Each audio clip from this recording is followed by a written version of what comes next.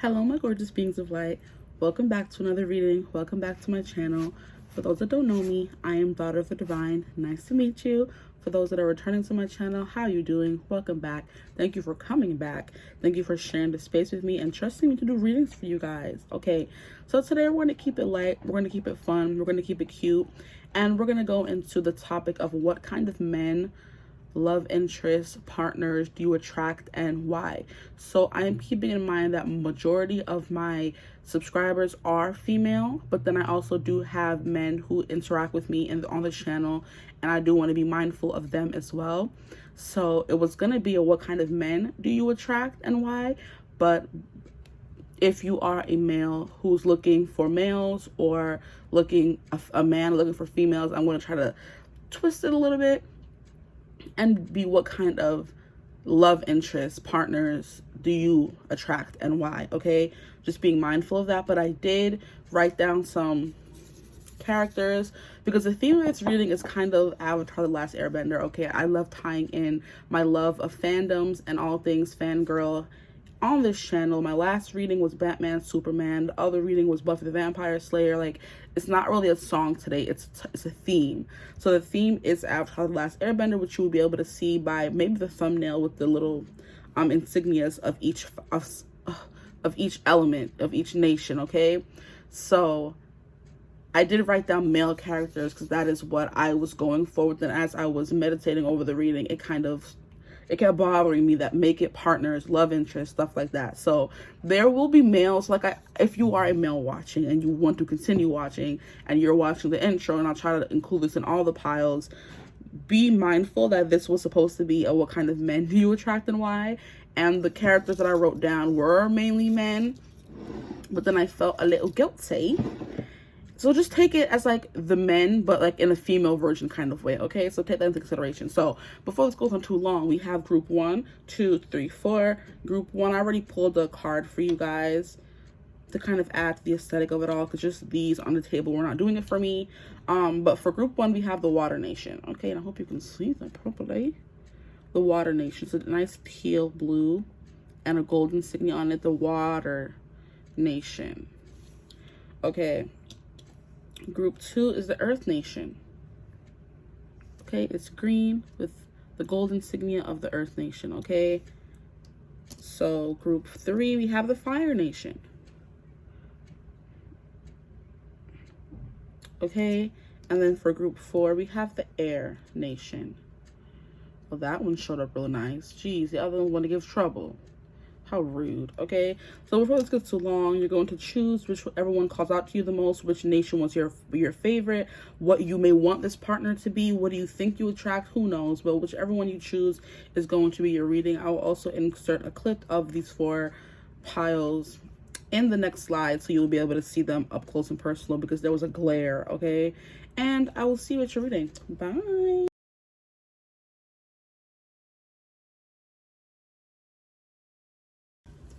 Hello, my gorgeous group 1s. If you chose the Water Nation, and it's still a glare, I wish it would stop.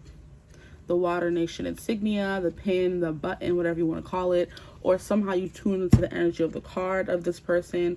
This reading is going to be about what kind of men, love interest, partners do you attract and why. It was mainly going to be what kind of men do you attract, but then as I was meditating over the pile, I just kept being called to ask like partners, love interests, because I do know that there's a little bit of men who watch my channel as well, and I don't want to exclude them for any reason, even though I know majority of my viewers or watchers are female. So I also did in the intro include that I wrote down all men characters from Avatar: The Last Airbender, the series, because it was supposed to be what kind of men do you attract and why. But like I said, if you are a male watching and you want to continue watching, that is fine. Just take what I say and apply it to a female. Boom. What kind of men, love interest, partners do you attract, and then we're going to get into the why. Okay, so you guys, for the Water Nation, we're going to get into the card that you chose as well. Try to keep that somewhere in the reading so you can't even see it. Ugh, the ghetto. Anyway, we're gonna get, and I'm excited to see what card this is. We have the 11th house, the Edge. Okay, this is someone who lives their life on the edge, I just heard. So we have friendship, group activity, community, humanity, hope, tribe, festivals, discoveries, common goals, startups, rebellion, experimentation, and the future. So 11th house is Aquarius energy. So this person you attract a lot of Aquariuses, or you would attract a lot of people who have a lot of placements in the 11th house. You would attract a lot of people who can seem outgoing, but they're not really as outgoing as they come off. They do have the tendency to be very friendly, because Aquariuses tend to like to get to know a lot of different people, because they rule over the house of friendship and rebellion and getting moving ahead. In order to move ahead in life, you do need to know a lot of people, okay? So this person could know a lot of people, have a lot of friends, a lot of acquaintances, if they don't resonate with the term friends, because they don't call everybody their friends.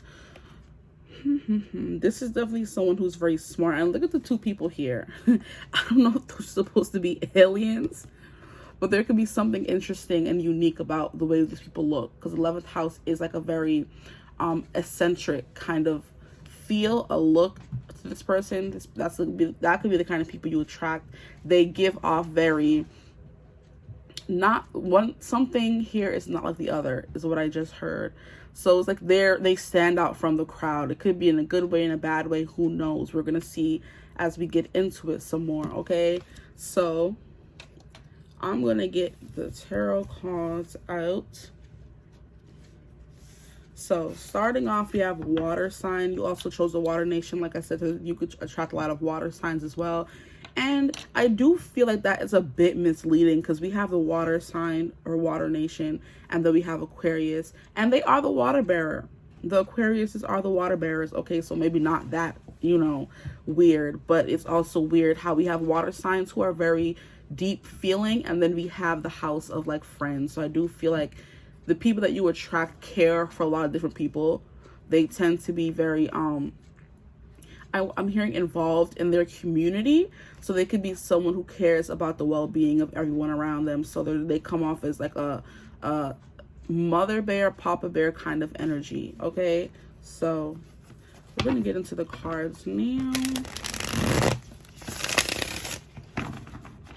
So we have the water signs coming up. So we have Cancer, Scorpio, and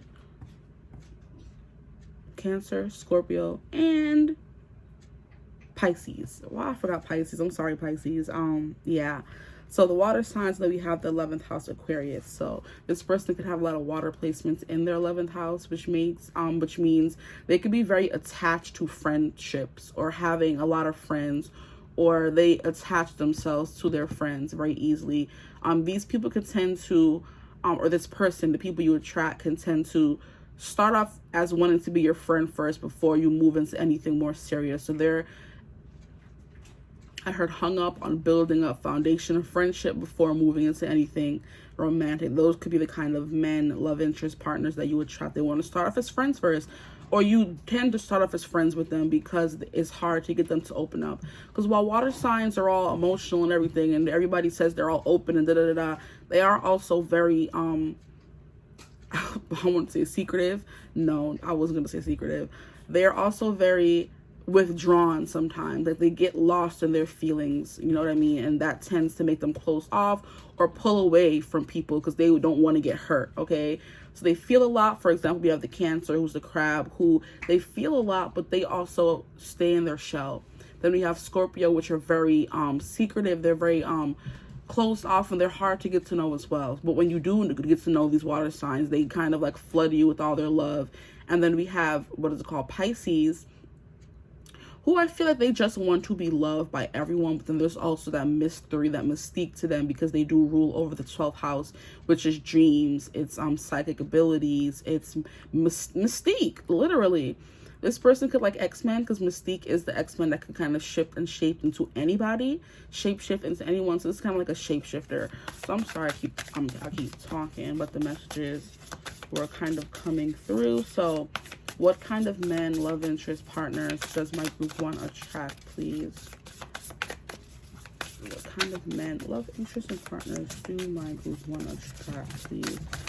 I'm hearing people who are into unconventional things. I don't know why I looked down at this card and looking at these aliens, it gave me drinking each other's blood. I don't know, so you could attract people who are into some weird things or have some unique fetishes, okay? Yeah, with that rebellion, experimentation here. Absolutely. And then we have the future. This person could definitely be into, I'm hearing time travel and building a time machine, which is a very interesting message to come through. You attract those types of people who are into aliens, who are into the occult, who are into things that don't make sense and things that are that haven't been proven. They're not into like too much of the science aspect of things, even though they could be. But I do feel like they teeter-totter on the balance of liking science, but then also liking things that don't make sense. Those are the kind of people that you attract. Here we have the Six of Cups. Friendly vibes. People you feel like you've known before. People who are easy to feel comfortable around here. People who remind you of friends from your childhood. So maybe a lot of childhood friends you attract that want to be lovers of yours. For some of you, all of you, take it as it resonates. People who make you feel at home and safe around them, which is very much a water sign trait. They always want to make sure that you're good. They want to take care of your needs. This is someone who could be a pleaser, a giver. And like I said, cherishes and, what is the word? Prioritizes their friendship. So this is someone who is always going to be there for their friend. I'm hearing, you've got a friend in me, from Toy Story. And that is also a movie based on the meaning of friendship and how far you will go for your friends and people you consider family. Then so this person could consider their friends family at this point. That's the kind of men that you attract. People who take people under their wings, and I'm hearing adopt them, and they like to they build family through friends. So they're not going to be like, oh, this is my friend. No, when they introduce you to someone who's close to them, this is my family, this is my brother, my adopted family, soul family, stuff like that. This is like a very unique person. I just heard intricate, so they could be very into fine details. Like they like to look into the finer details of things. They're not just someone who looks on surface level. They want to get to know everything. Pick your mind. People who are very interested in how you tick and what makes you like they just want to know all things about you. They want to pick your mind, essentially. Okay, we have the Page of Cups, but I don't know if it's supposed to be in reverse or not. This could be someone who has a hard time expressing their feelings or being vulnerable to just anybody. I do feel like they cling to friendships because it allows them to not get deep. This could be someone who avoids relationships. Oh no. This could be someone who avoids relationships because they're scared of getting hurt. So like I said, they're someone who mainly prioritizes friendship, and friendships kind of fill up the empty space in their life. Now I'm hearing Empty Space by James Arthur. So that could be an important song for the kind of men that you attract. You attract the men who maybe have a hard time connecting emotionally, and it's not because they're not capable of connecting emotionally. It's because they are scared of being hurt. So they kind of stick to, maybe putting you in the friend zone or not wanting to commit or tell you they love you or expressing their feelings in that ooey gooey kind of way that you may want. So they come off as standoffish, which is the 11th house energy here, where it's like, oh, we're just good friends. What do you mean? Kind of thing. And then we have the Four of Cups in reverse as well. You attract men who get lost in their head. They have a lot of ideas. They could come off as spacey, like they're not all there when you're talking to them because they're just lost in the clouds. Their head is not on earth. They definitely get lost in like I'm hearing sci-fi, the science fiction of it all, which, like I was saying, they teeter-totter on that balance of loving science and being someone who believes in science and loves it as well, but also teeter-tottering on the balance of also believing that there are aliens, that magic exists, that there are dragons and things like that. Science fiction kind of keeps that precarious balance there. So okay, that makes sense. Cool. Yeah, see? And then we have the pig flying. So there's like when pigs fly, this person finds themselves, or these people, the men that you attract, the partners that you attract, find themselves thinking about all the things that are not supposed to be true, that are too good to be true, and they kind of like fixate on it a little bit, which kind of make them, like I said, come off as spacey and always lost in their head. So they never really have, time for you, maybe. Then we have the Four of Cups in reverse here. Make sure everything is straight. No, that's not straight. That's not straight. That's straight. Four of Cups. People who... Yeah, so the vibe I'm definitely getting here is you attract people who come off as standoffish. Men who are not in touch with their emotions, but it's quite the opposite. They're too in touch with their emotions sometimes, to the fact that it just burdens them. So they tend to kind of want to turn off their emotions. I heard log off. I heard the sound. You know the sound that the windows things make? Wow. Or something like that. The windows, when you turn off the computer, the sound that it makes, they like want to log off sometimes from their emotions and their feelings, because they end up feeling too much. And the Four of Cups doesn't usually give me this meaning, but right now I'm feeling like because they feel too much, it takes them to the point of overstimulation, where it's just like they just don't know what to do. They don't know where to go. They become overwhelmed by their emotions, that they just feel like they need to take a log off, and then they close off their emotions, and they like, yeah, essentially what I was saying with these two cards coming out in reverse, the Page of Cups and the Four of Cups. Is people who don't know how to deal with their emotions, maybe, or don't want to deal with them, so they turn them off. They want to focus more on the science fiction-y side of life, and I heard they find comfort in that, because oh boy, why am I trying to come with people? They find comfort in that. It could be like an escapism kind of thing. Let me get some more cards before I go spouting off at the mouth. What kind of men, love interests, or partners does my group 1 attract, and why? I do feel like you have this kind of energy too, which is why you guys connect. So I'm seeing that image, which I'm pretty sure a lot of you have seen if you're on social media, of the two heads that are connected by an electrical like pulse.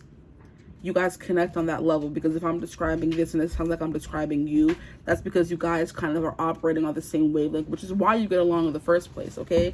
So here we have the King of Cups. So yeah, like I said, this person does have the capacity to feel very deeply, which is why they tend to turn off their emotions, because it becomes too much sometimes, to the point of overstimulation where they become apathetic and they don't know what to do and how to feel. They just want to be turned off. They want to go through life operating like a robot, I just heard, where nothing hurts them, where they're not really feeling as much as they could.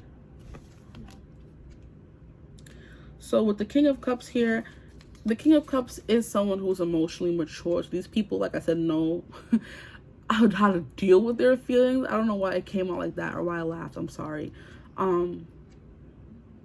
But this could be someone who prioritizes meditation, who mindfulness, I just heard. This is someone who prioritizes mindfulness, of always being in the present moment, because then when they get lost thinking of too much of the past or the future, like I said, they get overwhelmed and it becomes too much. So you have someone who feels too much, and wow, I just realized that all the cards so far has been Cups, and you guys got the Water Nation. Okay, this is not slick, okay? Yeah, but then when the card that came out for them was the 11th house. So, and it's like I said, it's kind of like standoffish, aloof is the perfect word. People who feel like they don't feel enough, but it's because they said I feel too much. Yeah, see, because then we have the 10 of Swords here, which came out in reverse, but I don't know, it felt like that, and that's reverse. They spend a lot of their time trying to get away from their burdens in life, or like I said, they try to stay away from this burnt out or overextending themselves kind of energy.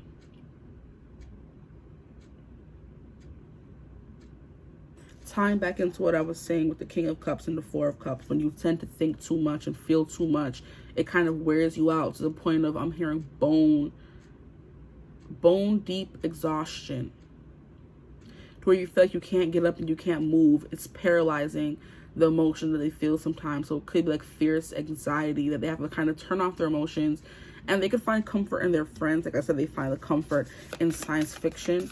I want to kind of get the rest of the cards out on the board before I keep talking. What kind of partner / love interest men does my group 1 attract? Come on, cards, stop playing. We have 7 of Cups in reverse. Okay, we're going to keep going. So far, majority of Cups, which is very crazy to me. What kind of partners people who feel too much. And yeah, they go in hermit mode because of this feeling too much here. They don't know what emotion to put on. They don't know what to feel at a certain moment because there's too many thoughts and feelings going through their head at all times. So this is someone who just walks around constantly overstimulated. And like I was saying here, the King of Cups, they have to like meditate or find their equilibrium here a lot of the time. And this means being isolated and only keeping to themselves, which is why they come off as aloof. Because this is giving me the vibe like an empath who is able to pick up on the energies and vibes of everybody around them, which is why they try to stay to themselves because the feelings are overwhelming. And I'm hearing Overwhelming by John Bellion, which came out in another reading the other day. And look at this person running away, bruh. Look at them running away. It looks like they're running towards something, but because it's in reverse, they're running away from something. So you guys could maybe, you know, attract some runners. They're very intelligent, though. But they haven't found their strength with the Strength card coming out in reverse. Okay, let me get these cards together, and then we'll get back into it. Because there's still some other cards that I do want to pull from. Okay. These two came out at the same time, so we're going to kind of put them over here. And can you see all the cards? Yes, you can. This is a pretty spread. The colors are so nice. Okay, so what I am seeing here is definitely you attract people who feel too much, who may stick to very, I'm hearing petty, short-term relationships, or on the equal part relationships where it's just one-on-one, which means long-term serious relationships, because they can't handle the whole dating a lot of people and then trying to figure out how those people feel, trying to figure out how they feel about those people. Like, I just feel like too many relationships in general, romantic relationships, overwhelm this person. So they stick to friendships here with the 11th house. The kind of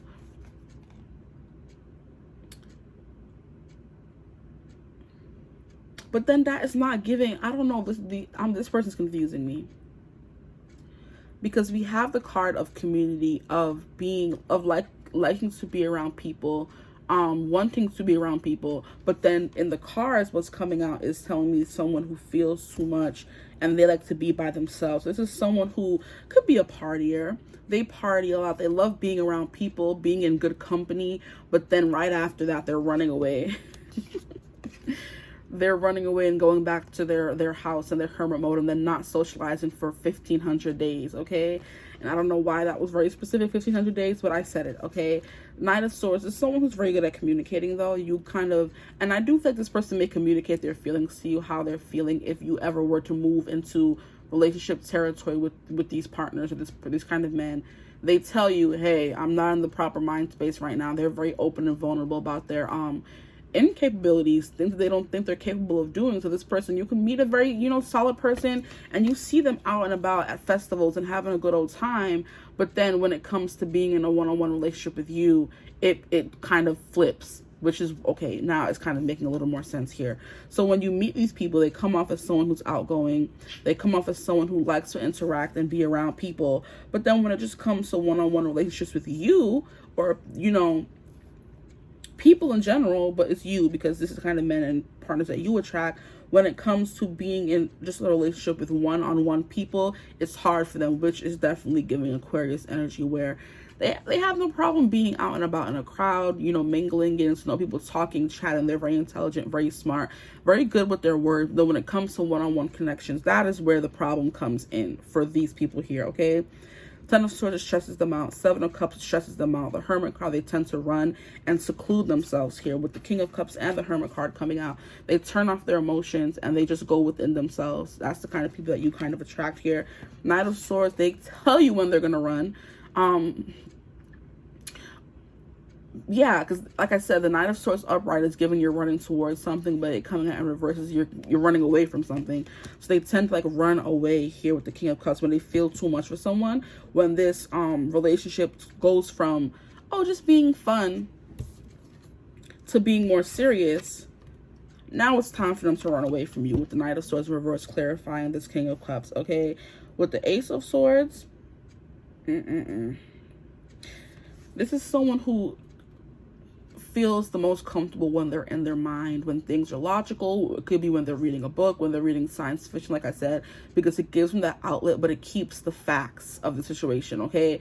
So yeah, this person just like, I don't want to say loopy because it's not the right word, but they're just like all over the place when it comes to their mind. Like they feel trapped and stuck in their mind, or they feel most comfortable in their mind and they feel uncomfortable in their emotions. The kind of people that you attract, they don't know how to deal with their emotions, so they run. Giving runner. She a runner, she a track star. With this Page of Cups and all these cups coming through, it's just like this person feels a lot, and they're in a constant battle between their mind and their heart. So I do feel like their mind tells them one thing, their heart tells them another thing. They have a hard time bring a balance to those two. Like I was saying, emotional equilibrium. We don't have the Temperance card here, which did pop into my mind when I saw the King of Cups. We don't have the Temperance card here. I was like, why didn't it come out? Because this person has not perfected that balance yet between mental and their heart, their feelings and their emotions and their mind, okay? So this person's in a constant battle between their heart and their mind. And with the Strength card here, they have in the reverse, they have not found the, willpower to kind of overcome that yet. I'm going to keep going with the cards, though. We're going to get some cards from here and to shuffle these.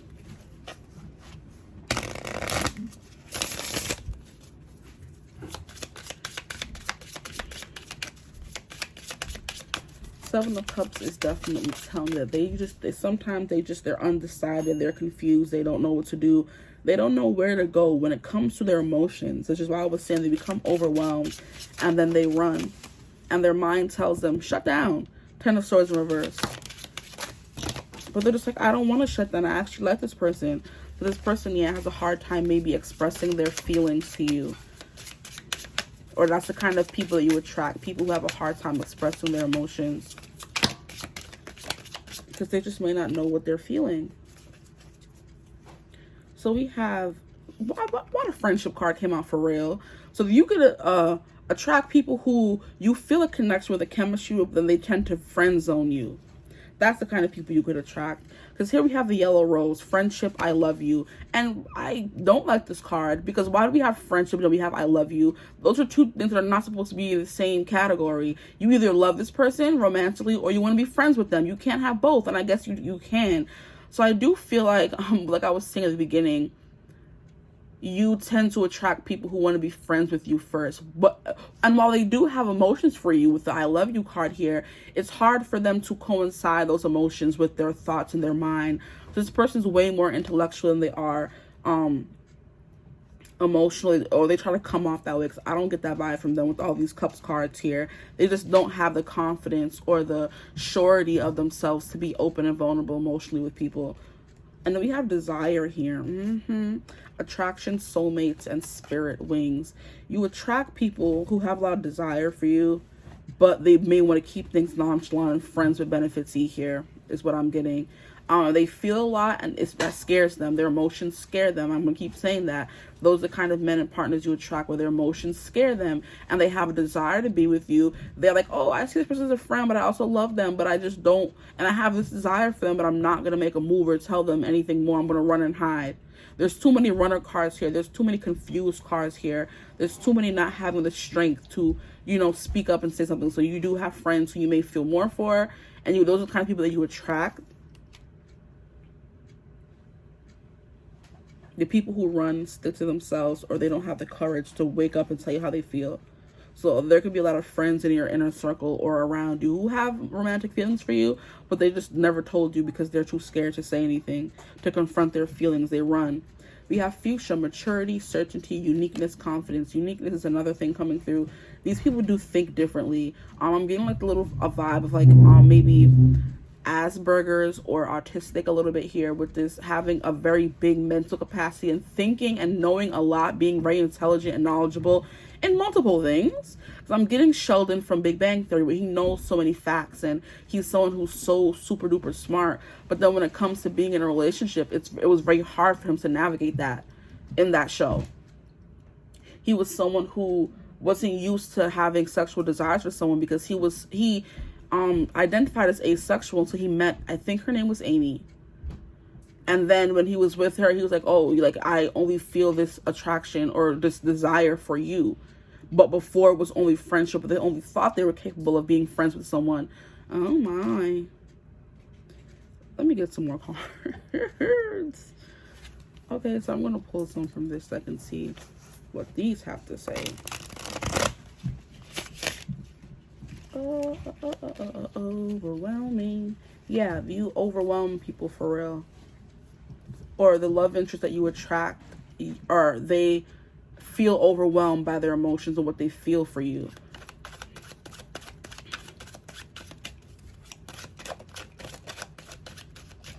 I'm trying to remember any. She's not there.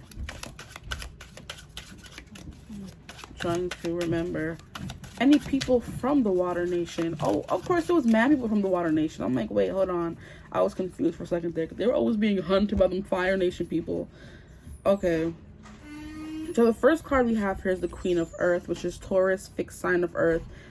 It says stable, stubborn, possessive, persevering, down to earth, physical, sensual, strong, prosperous, and dependable. So I do feel like you do attract people of this nature. They have all these qualities about them, but you attract people who are emotionally overwhelmed and don't know how to deal with their emotions, and they kind of run. Or if they do know how to deal with their emotions, they are very communicative to you about this particular what's the word? Setback? It's not a setback though. This hindrance, there we go, the things that hinder them. They're very open about what hinders them, and they tell you, but it's also like them telling you it doesn't make up for them not, you know what I mean? Like if somebody were to tell you, hey, I'm cheating on you, yeah, you're honest, but it's like, what am I gonna do with that? If somebody were to tell you, hey, I like you but I can't be with you, thanks, like I don't know. That's the kind of vibe that I'm getting here. This person's just like, they don't know what to do a lot of the times when it comes to their feelings and relationships in general here. They're very good at the tactical, the mental, the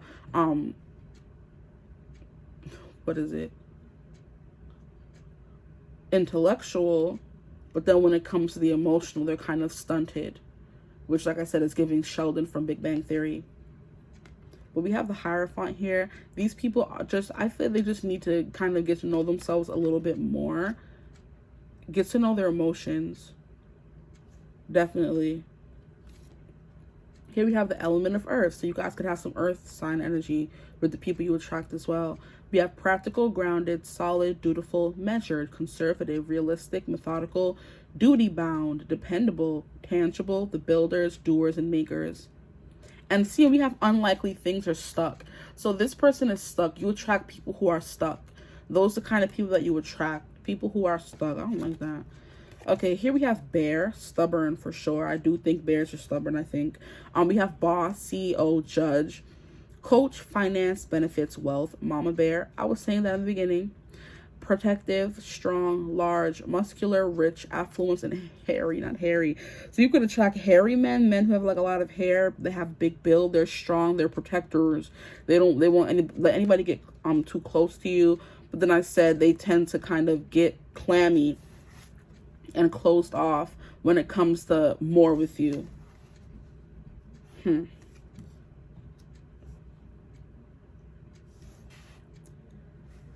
Interesting.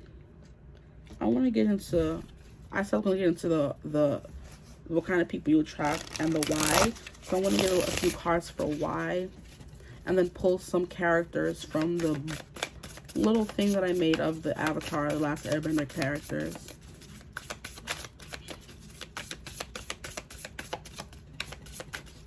I'm feeling the need to tell you if you felt called to choose this group and then the Earth group from the beginning, the choices, to choose that group as well, because you may learn more about the kind of people you attract. I felt called to do 4 readings today, so that means there could be more than one group for you. Okay, so we have the why. The why do you attract these men? And then we have the 5 of Cups in reverse. I'm hearing emotionally unavailable. I'm hearing some emotional issues that you haven't dealt with that you kind of project onto others, and the energy you project is the kind of energy that you're also attracting towards you. So I do feel like because you have some unhealed emotional wounds here, things that you're hung up on, that you refuse to get over. That's why you attract these men who also have wounds and emotions that they don't know how to get over. Interesting. Let me get some more cards. Jeez. And this is not to place blame. I'm just trying to bring some clarity to the situation here on why do you attract these people. Because they come off as very friendly and outgoing here with the first card coming out. But then we also have the water sign energy. So we know there's something reserved about them as well. I do feel like the water sign was, I don't want to, like, what is it called? Like pick sides or anything, but the water, I know all the nations in the Avatar: The Last Airbender were oppressed, but I do feel like the water nation had to go through the most, like a lot. So I kind of feel like this, you may have been like a lot of trauma, or this person, you attract people who have been through maybe a lot of trauma in their life, or just not being used to dealing with their emotions or dealing with their trauma. So they kind of, by you projecting your trauma or unhealed issues onto people, you attract people who are the same as you. They do say your vibe attracts your tribe. And they did call the Water Nation called their people tribes. Stop playing. Interesting. Why do they attract these kinds of partners, please? These men, love interest partners, why do they attract them? Please. Stop playing. No.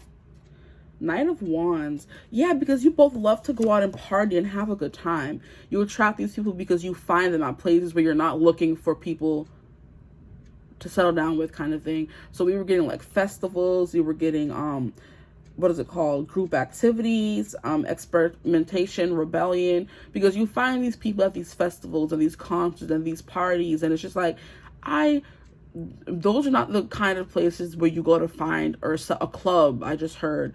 Those are not the kind of places, a bar, you go to meet people who you want to spend have long-term connections with.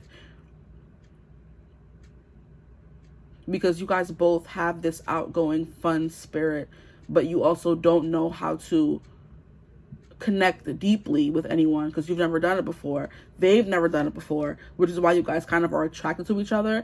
But unless you guys are healed, one of you heals with this Five of Cups in reverse, you guys aren't healed. Because you're not healed, you don't know how to go about finding the right kind of partner, kind of thing. This is someone who just wants to have friends and friends with benefits, like I was saying, be rebellious, not really settle down, go to festivals and hook up with multiple kind of people, kind of thing. And it's not because there's anything wrong with them, even though I would, I'm not giving my opinion, it's not my business. But I do find people who cannot connect emotionally, but can only connect physically or sexually. That's like a problem, because there's a reason why you can only connect in those kind of ways and you haven't healed those things yet. So I do kind of think, because you guys are both outgoing and fun-loving and you like to chase adventure and be rebellious and be on the go, that's why you attract the people you attract, because you go to certain places where these people are. You have to go somewhere else and do things differently in order to attract differently, okay? So that's what I have for you guys. But I do feel like you attract people. It could be people who you think are good, but then when it comes to like connecting emotionally, you're not able to connect, because we do have this fuchsia here, which is what I was saying with the maturity, certainty, uniqueness, and confidence. And we did have the King of Cups, which kind of give this same kind of energy to me. But I do feel that we also have Taurus and element of earth and affluence and stuff like that, rich, and I don't know. I just feel like you attract people who are different. And I'm hearing, I'm different. Yeah, I'm different. Pull up to the scene with my ceiling missing. Pull up to the scene with my ceiling missing. Like, you attract those kind of people. Wow, that's rude. I just heard that they have, like, they're not all there in their mind. But they are. Or at least I feel that they do with this Ace of Swords here. I just feel like this person like a very good person, because you wouldn't have connected with them if they're not, I feel like. But they do have a problem connecting emotionally and being open and vulnerable with people. They want to rather have like be confusion. They want to be confusion here with a friendship. I love you. They don't know what they're doing. They're like, I'm your friend, but I love you. Like, they just want to confuse you because they're confused. So you attract confusing people. Okay? is what I'm basically trying to say. So I hope this reading resonated. If it didn't, I'm sorry. Choose another group if you even watched this far. If you did, put a wave in the comments so I know that you watched it full all the way through. Let me know if it resonated as well, because this is unlikely things are stuck. You attract people who are stuck. Yeah, I said what I said. I'm sorry if it didn't resonate, but if it did, feel free to like, comment, and subscribe. Join the tribe, the divine family. Love to have. If you'd ever like a personal reading, you could always get in contact with me using my email in the description box below. But I hope you're having a beautiful, wonderful day whenever you're watching. Wait, I didn't pull your characters. Look at me. Look at me. Okay, so you see I'm not cheating. And pull some characters. Okay. 3, that's good for me. Okay, so the first character that you guys got from the Avatar The Last Airbender, you have Combustion Man. Confusing. Yeah, that's the guy who was, if you know the series, it was a guy who was a bounty hunter, essentially, who was trying to find Aang and bring him to Zuko. And he shot, like, laser beams out of his eye. Like, he had, like, an eye on his forehead, like an evil eye, third eye chakra. And, like, again, overactive mind, imagination, stuff like that. He shot beams out of his freaking destructive bombs from his eye in the middle of his head. That's the kind of men that you attract, combustion men, people who want to blow shit up. They don't really have their life together. They just want to go out and have fun and have a good time. Wow. Okay, so it's resonating with what I was reading, I would say. Then we have what? Oh, whoa. Why did he pop into my mind when I was doing this reading? When I was talking about the water sign energy, Hakoda, which is Ava's, Katara and Sokka's zaddy. I put zaddy there because he was a zaddy in the show. If you know, you know. Anyway, wow. I'm getting flustered now because that man was fine. Anyway, someone who was too busy following their duty. So this person could have a lot of responsibilities as well, which is a 10 of swords. They get burned out really quickly. They get tired really quickly. They don't have the time nor the energy to put into a relationship here, and they don't know how to feel their feelings and deal with them.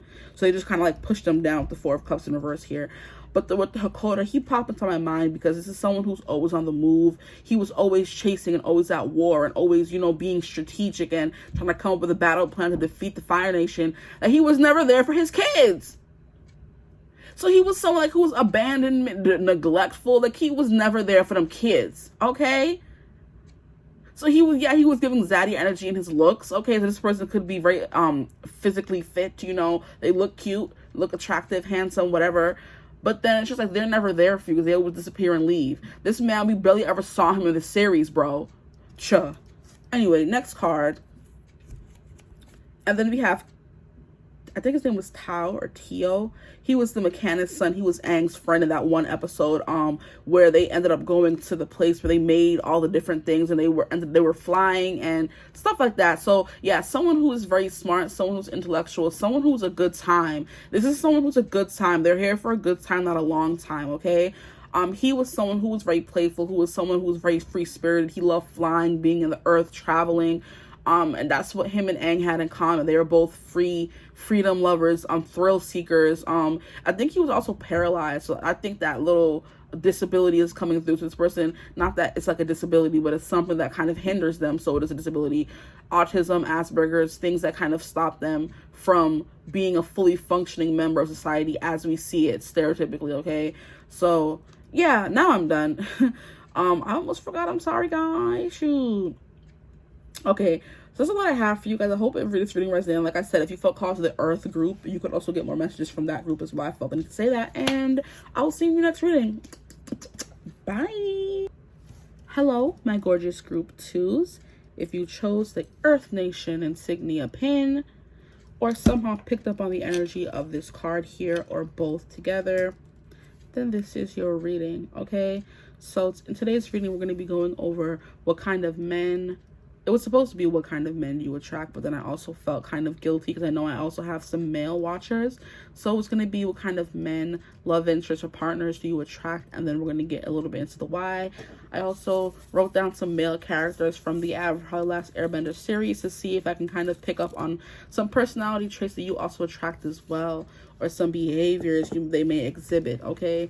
So Earth Nation, we also, of course, we have Earth signs, Virgo, Capricorn, Taurus.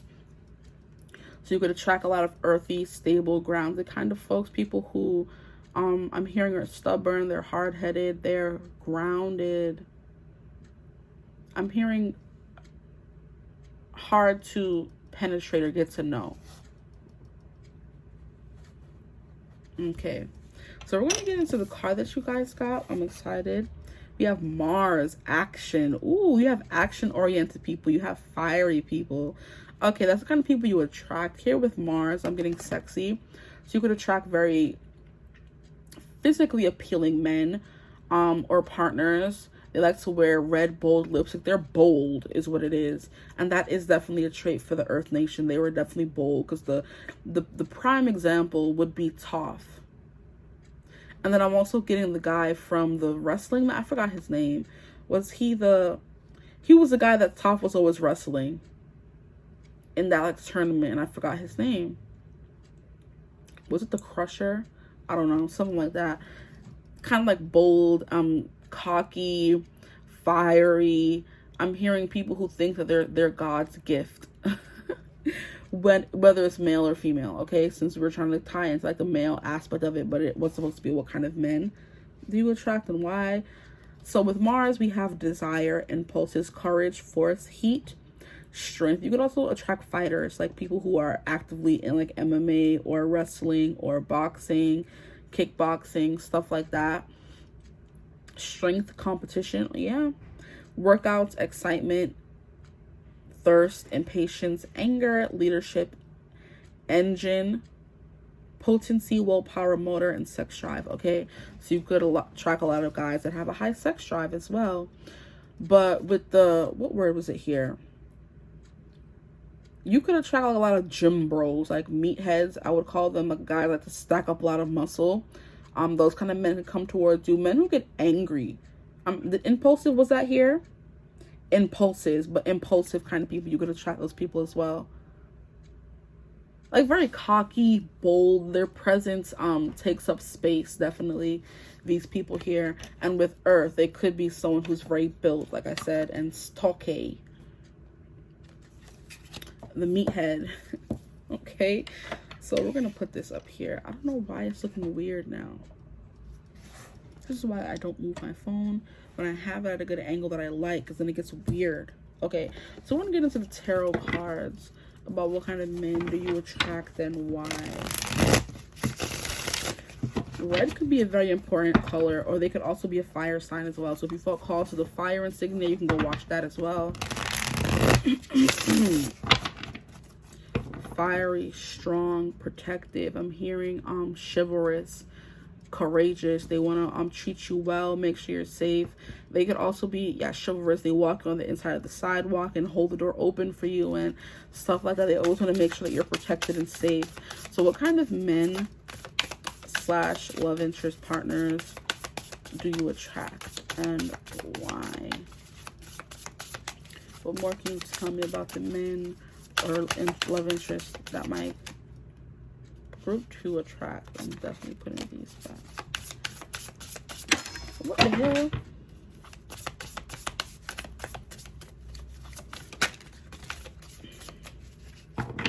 See, I know I was right when I told group 1 to come and watch this reading if they felt called to, because this is the same card we had in group 1. Knight of Swords here.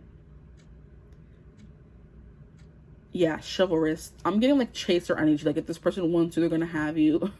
They have no problem. They have no qualms when it comes to going after what they want. And if they see a fine woman that they want or a fine man that they want, they're definitely gonna be the pursuer here. They follow their impulses wherever their mind tells them to go, or their instincts. They have like man, me man, you woman, kind of caveman instincts here. And whatever those instincts lead them, they're gonna go. So if their instincts are leading them to you, they're definitely following those instincts and coming to get you. Okay. That's the kind of men that you attract, the doers. Okay. We have the sun. Yeah, they take up all the energy in the room. There are people who are very, very attractive. You attract very attractive people. People where everything revolves around them. They suck up all the energy in the room. I'm hearing shine from within as well. But the sun is like someone who's at the center of somebody's universe. So you like kind of attract men who can get a little bit I'm hearing possessive, maybe. Or just like very protective, or you attract men that make you the center of the universe, because all of the planets revolve around the sun. So you could be someone who's very attractive as well, and you attract the men who want to chase after you with this Knight of Swords here. They want to chat you up, I heard. And then I also heard I want to sex you up. Okay.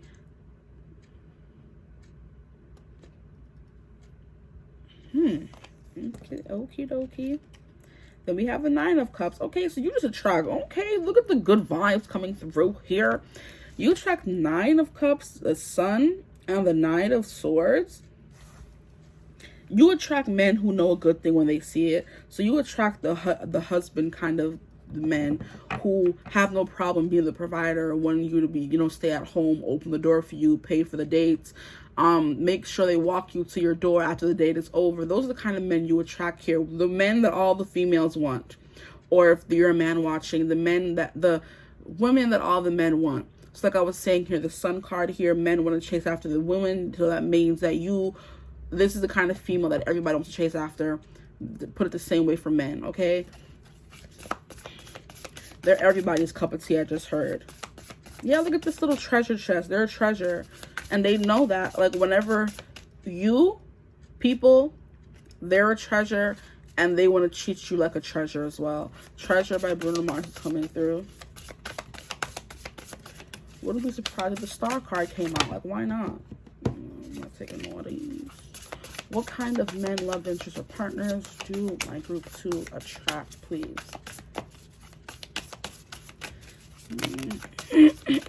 Five of Swords in reverse. I'm sorry, that was loud. The one thing that I immediately heard by the Five of Swords in reverse is that they're definitely not all talk and no action. What they're saying they're going to do, they're definitely going to do. Because the Five of Swords are men who like to cause confusion. With it coming out in reverse, this man don't like no confusion, okay? I just heard he wants you to be his peace. I hate that saying, bro. But it's coming through, so hey. This man wants you to be his peace. You attract men who want to have like a very stable, grounded, happy, settled life. They don't want no confusion. They want happiness, okay? They want steady and constant communication. You could attract men who want to talk all day. And if they don't hear from you all day, they're most definitely going to be in inbox like, where you at? Like, why haven't we talked all day? What's up? Okay? Very communicative here. They don't want any miscommunication between you guys here. They don't want any frustration. They don't want to be having a headache thinking, oh, what is this woman doing? Where is she going? Why is she going there? Who is she seeing? They just want to have like a very stable and steady connection. No drama. This person is not about drama. Here we have the Nine of Pentacles, which I felt like it was going to come out. But I thought it was going to come out for why you attract these men. Because you are someone who has it all together. But it can be the same way. Because your vibe attracts your tribe. So the kind of person you are is going to make you attract the same kind of people, okay? So if you attracted men who are very attractive, that means you must be very attractive. If you attract men who are other women's wish come true, that's because you're a man's wish come true kind of thing. Okay, if you attract someone who has a high sex drive and everybody wants to sex them up and talk them up and, you know, fight for them, be chivalrous for them. I feel like this person does not want to fight, but they will fight if they got to, okay? Like, they're going to chase after you if they got to. Like, I'm getting like too double. Like, I'm getting, oh gosh, borderline toxic energy. Like, if they see a guy talking to you, here they come running up. Like, who are you talking to?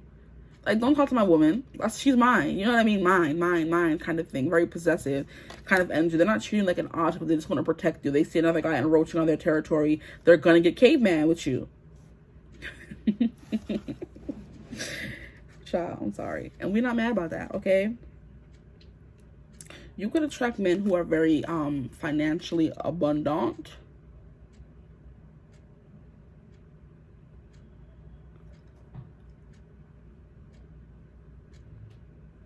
Or the opposite, men who, I don't want to say they broke.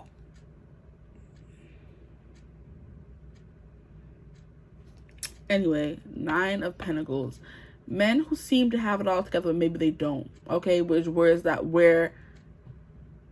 that's where that toxic energy is kind of coming through here. Then we have the Seven of Swords. sneaky kind of energy, but let me see. That's not the vibe that I was getting from this person, so I need some clarifiers. Can we please finish out the rest of the spread before I start talking mess about people, man? What kind of men's... Oh, Jesus! And you would fall, you heifer. Let me see if I can get this damn card, bro. Oh, come here. Bro. Why'd you give him trouble? That's not nice. Okay. The Tower. Wow. You attract people who put on this front, but they really are here trifling. Hold on. I need the rest of the cards. Because no. And it could be that kind of energy where you attract the guy and everything seems to be going well, but then as soon as you get to know them a little bit more, that's when the kind of shadow aspects start showing themselves here. Interesting. What kind of men, love interest partners does my group to attract, please? Let me finish out this spread here. We have Judgment card coming out in reverse. Interesting. Okay. I'm hearing rash, impulsive. Those are the kind of men. Timber. It's giving a little bit toxic, like the men who are just like, I don't want no woman who's gonna be my headache. I need a woman who's gonna be my peace, kind of thing. And because they want that, doesn't make them toxic, but the fact that they can't provide it themselves is what makes them toxic. Okay, of course everybody wants peace in a relationship. They want someone to be their peace, of course, but if you're not going to be somebody else's peace, why are you asking for that? Okay, so the Nine of Pentacles did kind of want to come out in reverse, so we're going to put it back as it was. And I'm hearing as it was, of course, by Harry Styles. You know, it's not the same as it was. Yeah, like I said, the more you get to know the person, the more you find out that they're not all that they're cracked up to be. On the surface, they come off as a Knight of Swords, someone who pursued you the way you wanted to be pursued, the one who everybody wants in the room. They exude that kind of BD energy where everybody wants them, okay? Then here we have the Nine of Cups. And I was saying that with this Mars card, they feel like they're God's gift to women, but they, you know, anybody with that kind of vibe is not the best person anyway, because chill. Thank you. Nine of Cups, they think they're God's gift to women. Yeah, they think that they're the man that every woman should want, would want, kind of thing. And they could be conventionally attractive, but like I said, the more you get to know them, the more you're just like, I'm hearing headaches. You give me headaches from Drake and Josh, okay? So that could definitely be a thing here where they don't want you to be a headache, but then in return, they're a headache. Yeah. I do feel this person chats a lot. They like boasty.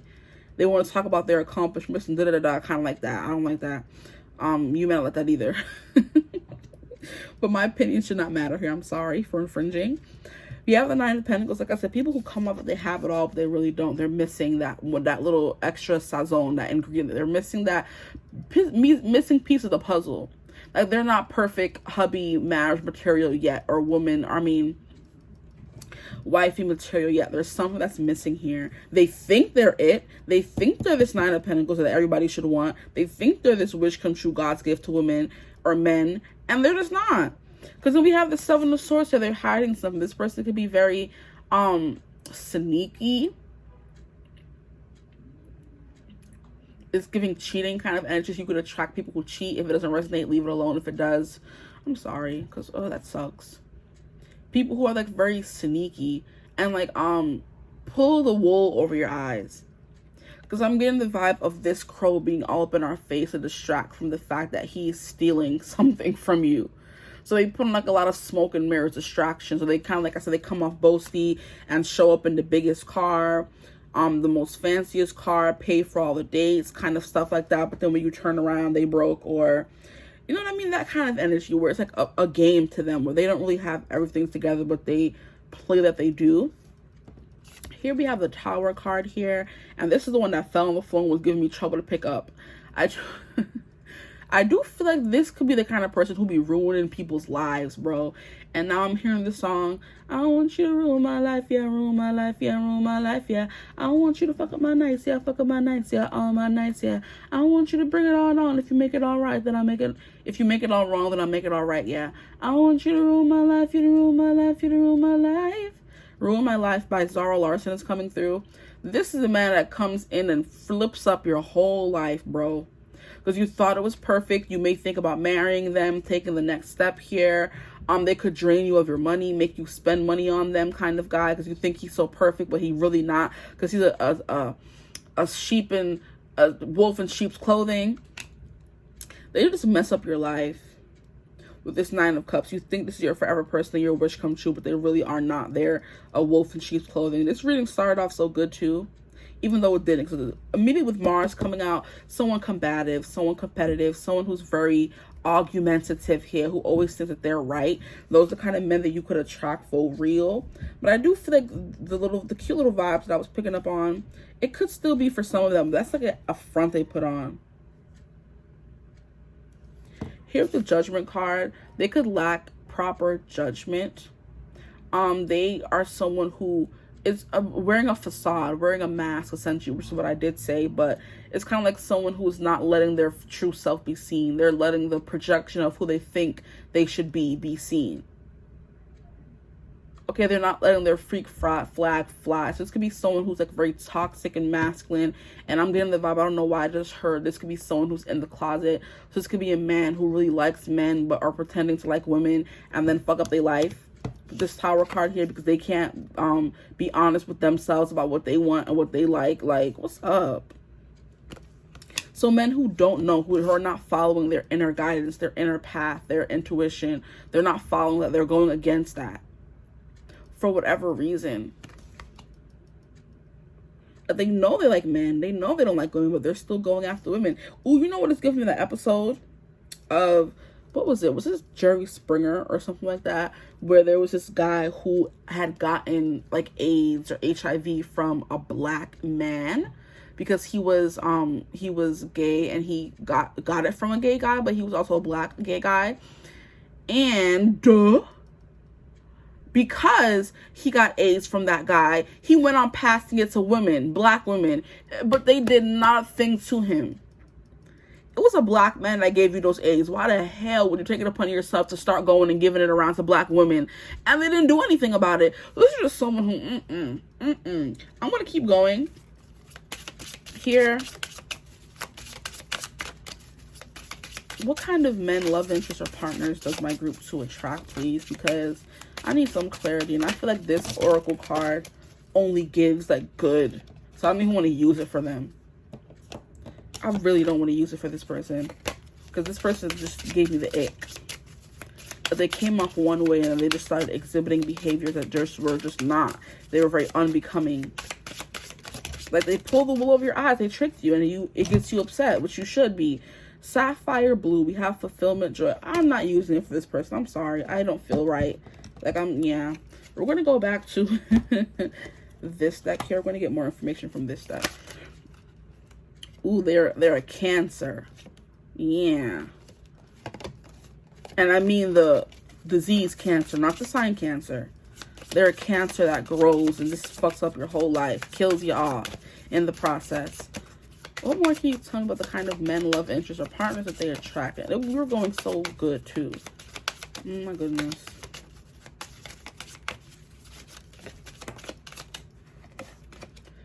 We have 7th house. Kind of in reverse, so we're not taking it in reverse. We have relating, partners, companionship, best friends, marriage, relationships, opposition, equilibrium, sharing, communion, justice, balance, social awareness. Yeah, I don't think this person has much social awareness or much balance in their life. This is supposed to be a positive card, but I'm taking it in a negative light here. Okay, what else can you tell me about the kind of men or love interest that they attract? And I may not be for all of you, but I feel like for a lot of you attract men who come off as the perfect package or the whole package, but they're really not. They're pretending to be something. We have square, we have challenge. And because this came out in reverse, I'm definitely taking it as someone who's not capable of being in a proper relationship, okay? They don't know how to relate to others. It's giving kind of narcissistic vibes here, if I'm being completely honest here. Now that we're getting into the vibe, they think they're the sun. They think they're life. They think everything revolves around them, but it really doesn't. Yeah. Absolutely.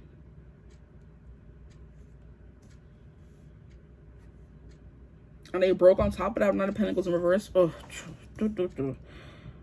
Let me mind my business. Anyway, square, challenge. We have creates tension, stalls, sounds the alarm, motivates, pressures into, frustrates, demands, struggles, reorients, hurts, works out, and reconciles. Okay, so I feel like you attract the people who you end up being in like an on and off relationship with. You think they're everything you want, but then they're really not. And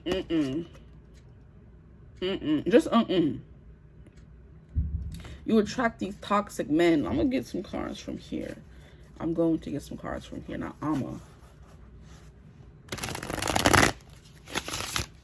okay. And that was a struggle shuffle. Okay, come on now. Get it together. Yeah, this person can't seem to get it together.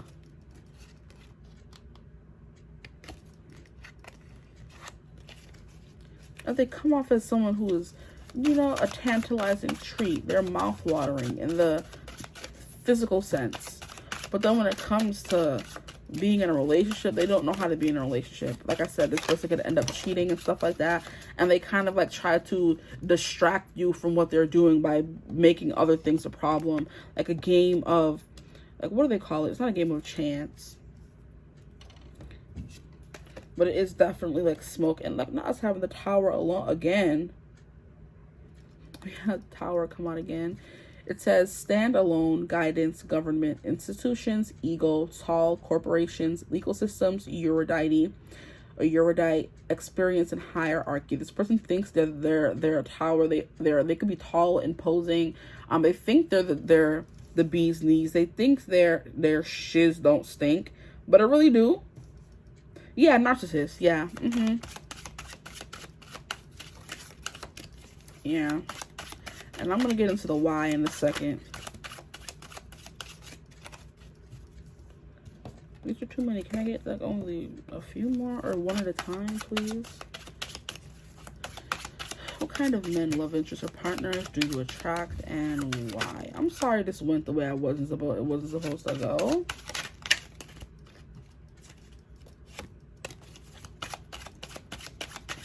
Or I didn't expect it to go. Which is definitely telling me that you don't expect this when it happens. They blindside you. Okay, relax. Okay, y'all just sing a lot. And then we have this one here. I guess this makes up for the fact that I didn't pull from the other oracle, because the oracle was only given good. And I'm like, this person doesn't deserve the good oracle. Shit. Okay. So we have the Tower. What came out next is Jupiter, ruler of expansion. I think this person's only interested in using people to get where they want to go. They're a user kind of energy. Expansive, optimistic, growth, benefit, luck, tolerant, gratefulness, destiny, turning point, making stable changes, goodwill, abundance, wheel of fortune. Now, if you're still watching and you resonate with that good energy that was coming through the beginning, that could still be true. And this person is someone who wants to build, you know. This is someone who wants to expand with someone. You attract people who have goals. So just because this person's a narcissist doesn't mean they're 100% bad, okay? They do have goals. They do have ambition. They do want to get somewhere in life, okay? The only thing is that in relationships, I don't think they're the best partner relationship-wise, because that narcissism does not get them anywhere or get you guys anywhere. Here we have moons, revealing the subconscious mind. We have the space between inner and outer worlds, inner knowing, dreams, past life knowledge, secrets, intuition, silence, guarded, and it's ruled by the high priestess. So with the secrets and silence, like I said, I do feel like this person is not being fully truthful with themselves about something. It doesn't have to be that they're in the closet and they prefer the opposite sex or whatever they go as, but I do feel like it's some of their hiding, they're being secret about, because we have this and then the Seven of Swords. So it's confirmed that this person is hiding, or the people you attract hides things from you. You attract secretive people who don't know how to express their emotions to you, or they gradually become that kind of person the more you know them. Here we have island, foreign affairs, solo, isolation, standoffish. And I did say this in the beginning, that they could be standoffish with the earth sign energy. Separation, estranged, lonely, independent, refuge, and protected. Yeah, this person's only thinking about themselves. They're a very self-focused kind of person. They think everything revolves around them, essentially coming through again. We have stars. Wishes do come true. And I was like, oh, I was just waiting for the star to come out. And then it comes out. boy. Wishes come true, peace, miracle, dreams, feeling blessed, hopeful, falling in love, nighttime, inspiration, providence. I do feel like this person has a good a factor about them that makes it easy for you to fall in love with them. They put on a good front here with this 9 of Cups energy and this Sun energy. It's giving me these two mixed together, and then this is the 6 of Hearts, which is the 6 of Cups, which is someone who makes you feel comfortable, who makes you trust them, just for them to turn you and bleep you over in the end. Oh my gosh, I don't like this. This person makes you want to fall in love with them. But oh my God, I don't like this. Like, I'm getting that bad feeling in my stomach that I get when I try to doubt what the cards are telling me, but then it's also true. Because I don't want nobody to, like, have a problem with the reading and try to come for me in the comments saying, oh, but, you know, try to go off because they didn't like what they heard. But I'm just like, then I get like a pit in my stomach where I'm just like, what if I'm wrong? But I'm usually not, so I'm just gonna leave it as it will be. Okay, we have Hummingbird, enjoyment, be present, rapid response, resilient. Like I was saying, this person's definitely gonna like this person's not 100% bad, but it's just that they come off good, unassuming, and then they pull the wool over your eyes, then they come out of the woodwork and hurt you, which I don't like. And I kind of think with the moon, the intuition, you sometimes feel like it's too good to be true, especially with the stars as well. Enjoyment, be present, rapid response, resilient, nectar, sweet goodness, lift out of negativity and lightness of being. I do feel like when this person first comes after you and they make you feel so good, they make you feel happy, they make you feel like it's so easy to fall in love with them. But then they wait in. Like, yeah, because we have the Ace, which is the beginning one, starting from the beginning. In the beginning, everything seems to be good and perfect and happy and light. But then when you get to know this person more, you start seeing like how the top row was good. And then we started getting iffy the more we kept going. See, that when you start off with this person, they come off as someone who was chasing you and opening the door for you and treating you this way and treating you that way. But then essentially this 5 of Swords is also giving me ghosting. So this person could sometimes have a hard time communicating how they're feeling, even though, like I said, they don't want a woman. They want a woman to be their piece, but then they're not being the piece for their woman. Oh, no, my back is hurting. Spring, new moon. Yeah, new moon, dark. You can't really see anything. The moon is completely gone. Their feelings are gone. Like I'm hearing like a void of emotion. Because when the moon is not in the sky, we can't see anything. Everything is dark. They pull the wool over your eyes. Okay, new beginnings, fresh set goals and intentions, coming alive, growth, a surprise, increasing excitement. Rejuvenate, fertile, a new cycle. Yes, spring into action. This person has no problem springing into action, which is funny that this last card is coming out over this card here, which is the 9 of Swords, which represents springing into action and being someone who goes after what they want. And I do feel like this person is that kind of person, but like I said, in relationships, you could attract people who are more associated or more thinking about their work, and they're not putting too much effort into relating with you, being in a relationship with you, you know, putting you first, okay? And it causes challenges in your relationship.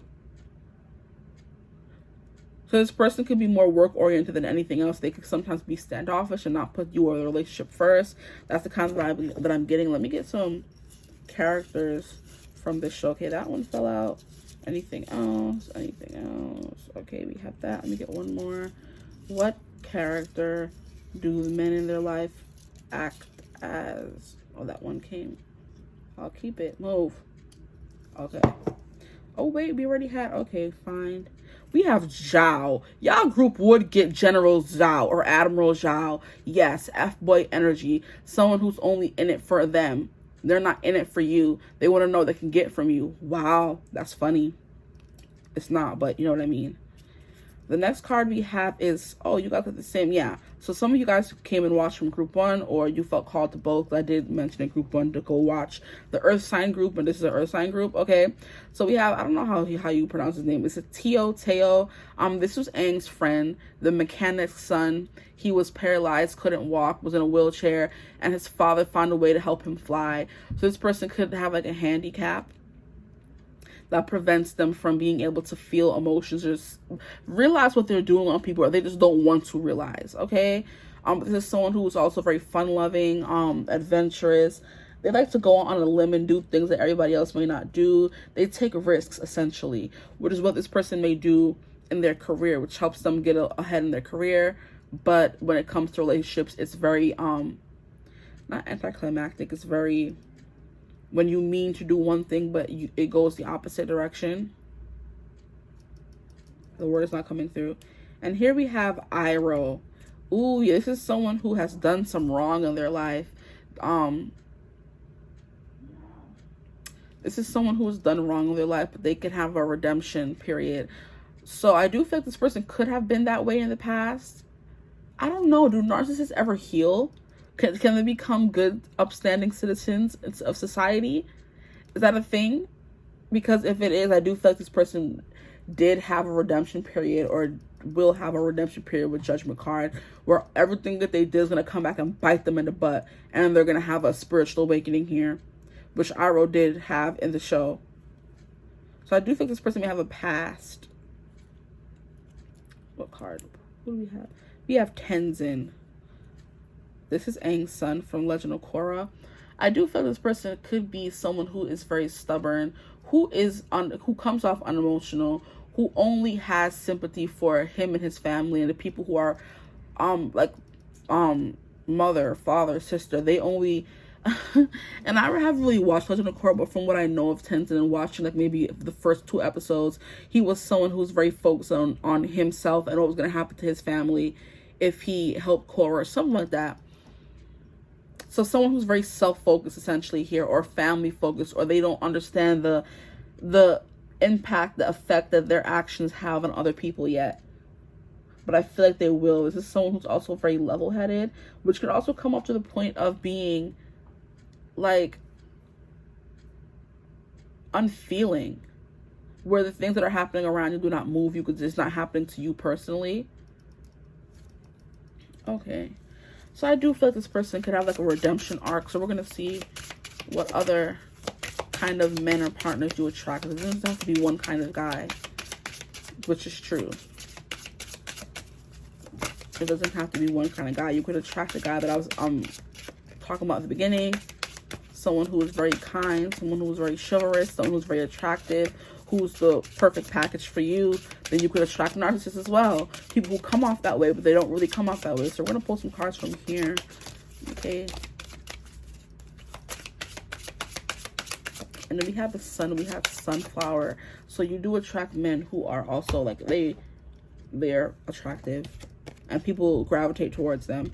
Here we have sunflower, unwavering faith, unconditional love. They brighten the mood. I do feel like you attract some good, positive people too. It doesn't have to be somebody bad. We have carnelian red, physical and sexual energy, healthy and fulfilling love. That and Mars.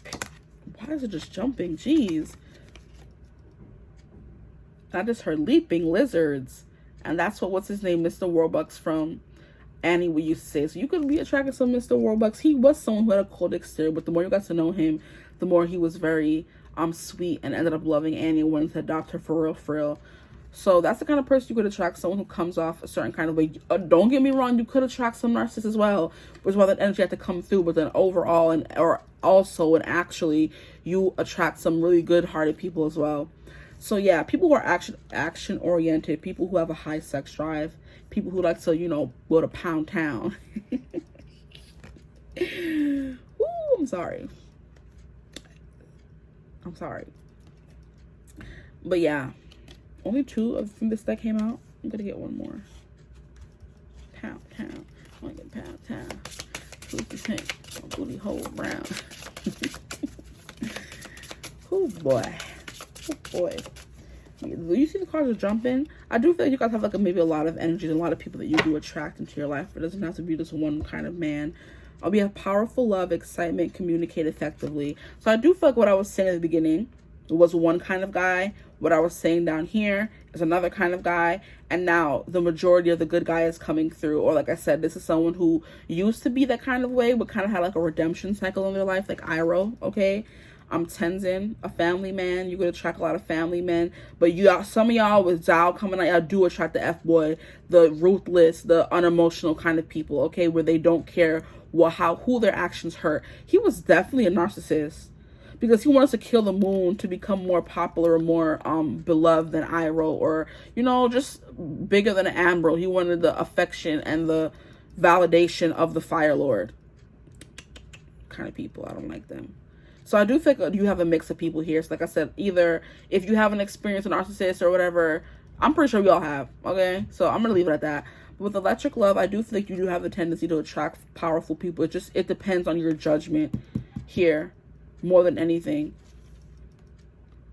You attract people who want to have this marriage and want to have forever and be a family man and have kids and just want to focus on their family, which as you should. But it's kind of like you attract people like trouble characters who can go through redemption periods, some who are free-spirited, some who are very family-oriented, and we have the F-boy, we have the person who doesn't care, the narcissist. You attract a lot of different people, honestly, but at the end of the day, you do attract people who are capable of powerful love as well. So keep that in mind. Wow, this reading really took me around the block and back. Okay, so I hope this reading resonated. If it did, feel free to like, comment, and subscribe. Join the tribe, the divine family. We'd love to have you. If you'd ever like a personal reading with me, you can always get in contact with me using my email in the description box below. And I hope you're having a beautiful, wonderful day whenever you see this video. And I will see you in the next one. Bye. Hello, my gorgeous group 3s. If you chose the Fire Nation insignia or pin, or the energy of group 3 of the card of the 2 together, you're in the right place. This reading is going to be about what kind of men, love interests, or partners do you attract and why. Now, this is mainly going to be about what kind of men do you attract, because I do mostly have female viewers, but then I felt bad for the male viewers that I do have, so then I changed it up a little bit for love interest partners as well that you attract. Okay, so if you are a male watching, if I do go into the mode of going into like men and gender specific, then just change it to the gender you may be watching for. Okie dokie, okie dokie. Capiche? Capiche. Okay, I also wrote down some characters from Avatar: The Last Airbender, which is the kind of theme of this reading, because we chose the 4 nations. The 4 nations used to live together in harmony, but everything changed when the Fire Nation attacked.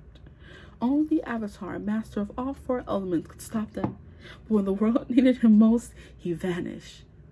100 years passed, and my brother and I discovered a new Avatar, an airbender named Aang. And although he has a long way to go before he's ready to save anyone, I believe Aang can save the world. Wow. Okay, so I do feel like this may be my group of people who actually watch the show, because I didn't do all that in the other 2 groups. Okay, so this is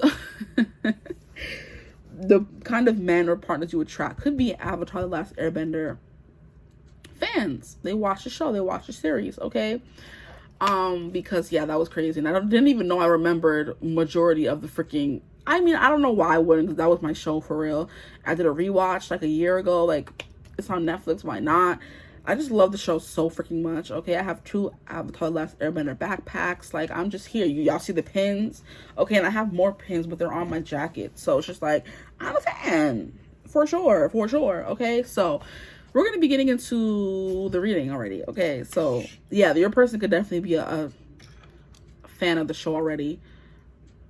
Then we have the fire, so they could be a fire sign or exhibit fire sign traits, which is Aries, Leo, Sagittarius. Okay, so very impulsive, leadership qualities, passionate, fiery. I don't know if I said impulsive already.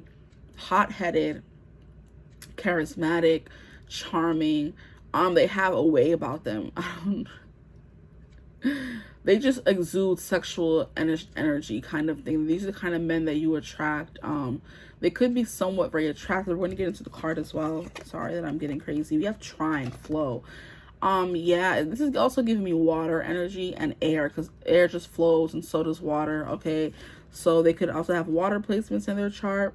We have harmonizes, aids, enriches, benefits, energizes, enjoys, eases, lubricates, gifts, rhymes, supports, and indulges. Okay, I do feel like this is someone who's definitely going to indulge. Okay, whether they indulge in food, TV, sex, there's someone who likes to indulge themselves. Okay, they could live a very fast-paced, chaotic life with the fire sign energy here, and the Fire Nation was a very chaotic nation. They could be someone who's very imposing. Like I said, they're the leader. They want to be in charge. They want to be in charge of everything and everyone. So they could be someone who's very stubborn kind of thing. But I think that's their outer exterior. When you get to know them more, you get to know there's someone who is also very chill, very serene, someone who's very sweet, I'm hearing. Who just wants to add, who wants to aid, who wants to be a part of someone's life. Okay, this is not someone who wants to subtract or divide. This is someone who wants someone to add to their life, and they want to be able to add and enrich someone else's life as well. So that is the kind of men that you would try to keep in mind. Because with group 2, I was mad confused because I got an energy, then I got another energy, and I'm like, wait, did this person lie to me? And it's just, it was 2 people coming out, I think, or 2 kinds of men that were coming through for them. So take into consideration that it may not just be one kind of man that comes through. So if you hear me say something and it completely contradicts what I'm telling you or what I said before, take that as another male or partner kind of energy coming through, please and thank you. Because it took me all the way to the end of the reading to understand what I was feeling, and I just hope group 2 wasn't too confused. Whew, child. Okay, sorry. Just that disclaimer is going to be put out there for sure. But this person is definitely someone who wants to add. I'm hearing aid and abet someone, not in the criminal sense, maybe, who knows, someone's life, their partner's life, okay? Your life. So now we're going to get into that. I shouldn't have touched my hair because now my fingers is greasy.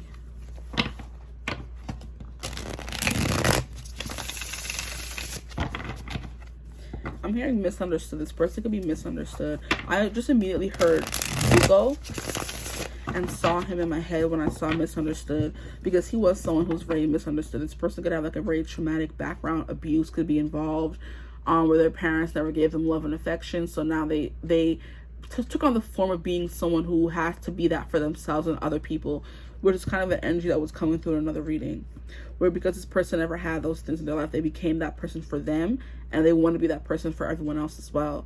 So Zuko ended up being so self-reliant, but he also had his Uncle Iroh there for him, thankfully. But he was just so stubborn and brash and just angry at the world because he never had anybody who loved him for him. But then once he became mellowed out and chill and one of the good guys, he was someone who was very chill. He wanted to be left alone. He enjoyed his alone time, but he was also someone who was very helpful and became the mentor for Aang. Like, so someone who had like maybe an arc, a redemption period, someone who healed, who what is it called, beat the odds, against all odds. And that's a song. Against All Odds is a song, so you may want to go listen to that song. The version that I only know is the version that Trevin Hunt sang in The Voice. So yeah, I'm gonna get into the cards now.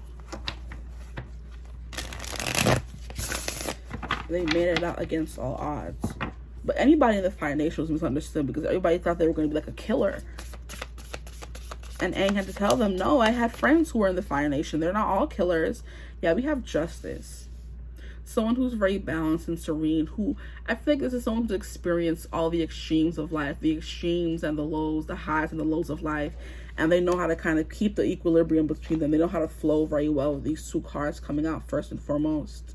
Okay, we're going to keep going. They've experienced the dark and the light, the highs and the lows. What kind of men / love interest do my group 3s attract, please? Tell me, how am I supposed to live without you? That song is coming through. How am I supposed to live without you? Now that I've been loving you so long. Ace of Pentacles. This is the you attract men who want to build something from the ground up. This is not someone who wants to cut corners. This is not someone who wants to cheat. This is not someone who wants to skip over steps. This is someone who wants to start from the bottom and make their way up, okay?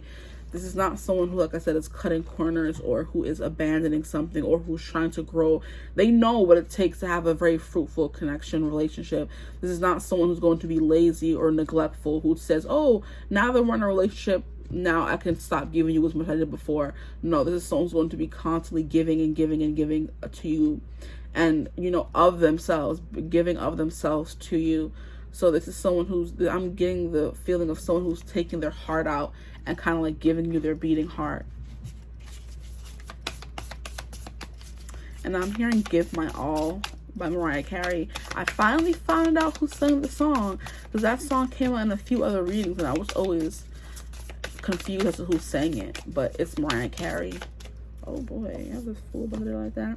But you have the Seven of Swords in reverse, someone who is, you could have felt called to group 2, and like I said, if you do go watch it, be careful, because it gets a little crazy. It gets a little out of sorts, because I was picking up on 2 energies and I kind of took the reading in one way, then I brought it back at the end. Okay, so that's what matters. And then here we have the Eight of Swords. This person could be an overthinker, a worry wart, I just heard, but they're not something, that's not something that you have to worry about here with the Seven of Swords. They're not someone who is facetious. They're not someone who's fake. They're not someone who's going to purposely try to pull the wool over your eyes and make you think one thing. Gaslighting, boom, that's what just came through. Yeah, this is not someone who's going to gaslight you. If you feel a certain kind of way, they're going to validate your feelings here, because they know what it's like to feel trapped and to choke. I'm hearing not be able to breathe, anxiety attacks, panic attacks. This person knows what that feels like, so they would never try to impose that on other people. Wow, this is someone who's very caring and empathic, and I realized that when I started the reading, I felt very calm. My voice kind of got mellow. So this is someone who is very just chill and relaxed. They have like a very even temper. This is not someone who's going to blow up on you for no reason. They validate your feelings, like I was saying with and they give a lot of themselves with the Ace of Pentacles coming out. They're going to put their all. Yeah, I give my all. They're going to put their all into making your connection work. Those are the kind of men that you attract. They're hard workers as well. What kind of men / love interest or partners does my group 3 attract? Not me shuffling and the cards are not shuffling. Sorcery. Jesus. Come on now. That's what we're not going to do. I hope another card didn't get lost under there. I do feel like this person's very loyal when they get down to it, and I do feel like that it was a trait that was a little overlooked, or maybe not, maybe just in my opinion, it was overlooked when it came to the Fire Nation. They were very, very freaking loyal, even up to the point of Azula's band of friends. They were so loyal to each other. It's crazy that this is someone who, once they feel an attachment to you, they don't really want to let you go. And I'm hearing, never gonna give you up, never gonna make you cry, never gonna tell a lie and hurt you. Yeah. The Fool card here. This is someone who is, I'm just gonna like a very caring, soft-spoken, kind of even-tempered kind of person here. This is someone who has no problem like starting over, like I said, starting from the ground up. This is someone who likes the adventure, starting things. So this is someone who may just for fun, for funsies, start businesses, watch them take off, become successful, and then they move on from the business, step down, and go try to build up another business. That's definitely the kind of person that I'm getting here. They have no problem jumping in the deep end. And I'm hearing swimming in the deep end. Swimming in the deep end is coming through at Billy Raffle if you want to go listen to that song. This person has no problem swimming in the deep end because this person's falling into a pool that looks mad deep and it's swishing waters and they don't know where they're going to land, but they're going to jump anyway.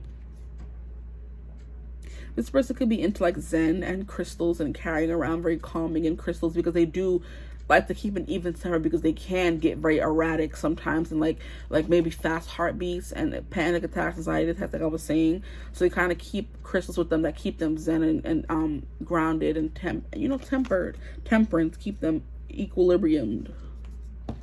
Equalized. The equalizer could be important here. The movies with Denzel Washington, for those that don't know, he was someone who was very nice and that, you know, kind of soft-spoken, someone who's very polite. But when you got him mad or did somebody wrong in his presence or to his people, oh, stop. That person was coming for you. The Equalizer movies, and I just watched, I think, what's the last Equalizer movie? It was so good. All of them are so good. Denzel, he could do no wrong in my eyes. This person could do no wrong, or you could do no wrong in their eyes. Who knows? I don't think this person would do wrong. We have the Eight of Pentacles. Yeah, they're a hard worker. Overachiever is what I'm hearing.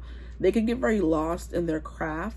And I do feel like they put a lot of work and study into their craft. Like I was saying here, this is someone who goes and builds up a business that becomes very lucrative. Then they move on to another business. And they have to like study and get get to know everything they can about this new business. It could be something that's completely different and a complete different category, stratosphere I'm hearing than what they already were doing. But it's fun for them to do like startups. This could be someone who's also honing their witchcraft skills if they're into that, like herbology, stuff like that. Their knowledge on the occult. This is someone who's definitely trying to, you know, sharpen their tools when it comes to that part of them, so they could have like a routine or a ritual during the phase of the moon, which is what this is giving me here. During the phase of the moon, they have a full moon ritual, they have a waxing moon ritual, a waning moon ritual, a full moon, new moon ritual, stuff like that. And they keep like I'm hearing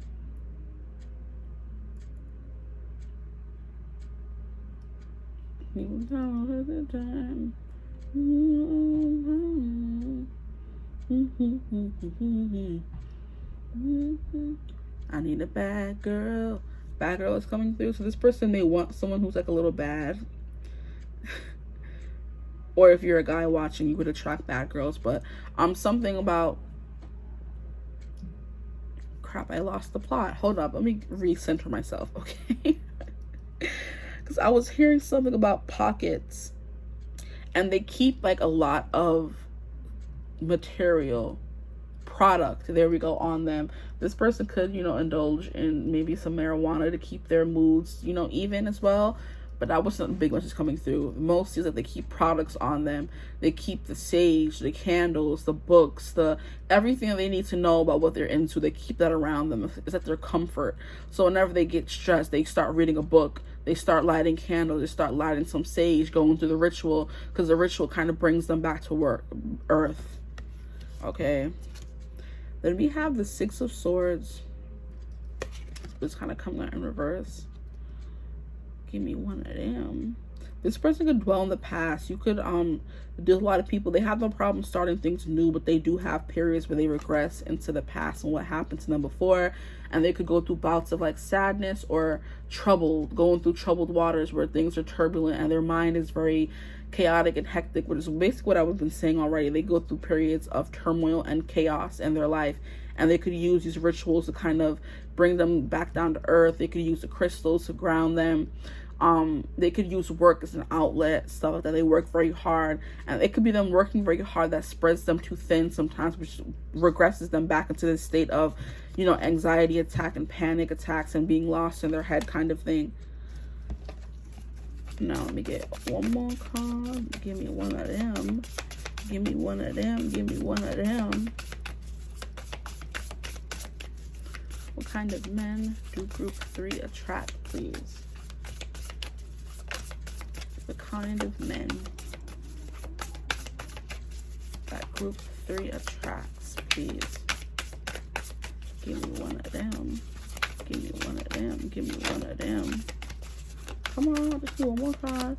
What kind of men, love interests, or partners do my group 3 attract? I've been trying hard not to speak in using genders, because I want this to be for everybody. And I hope I've been doing a good job of that. Okay, so we have, ooh, the devil. This person can be very tempting. They know how to get what they want. They could have like very hypnotic eyes, like eyes that speak volumes. They could be like just looking at you and screaming something, and you're picking up what they're saying. They don't gotta say, their eyes say everything. Oh my, hold up, I just got a little flustered. And now I'm being taken to a video that I was watching yesterday. I don't know the guy's name, but I do. It's kind of like something Jury or something, Raw something. He's a guy on social media, I could say, because he's on TikTok too. Is it Raj Alpuri or something like that? I don't know. But he's an Indian guy who just be sending women in a tailspin because of his content that he makes, which is basically him and himself, which is his boo thing, and he just be seducing himself in the videos and seducing the rest of us with him.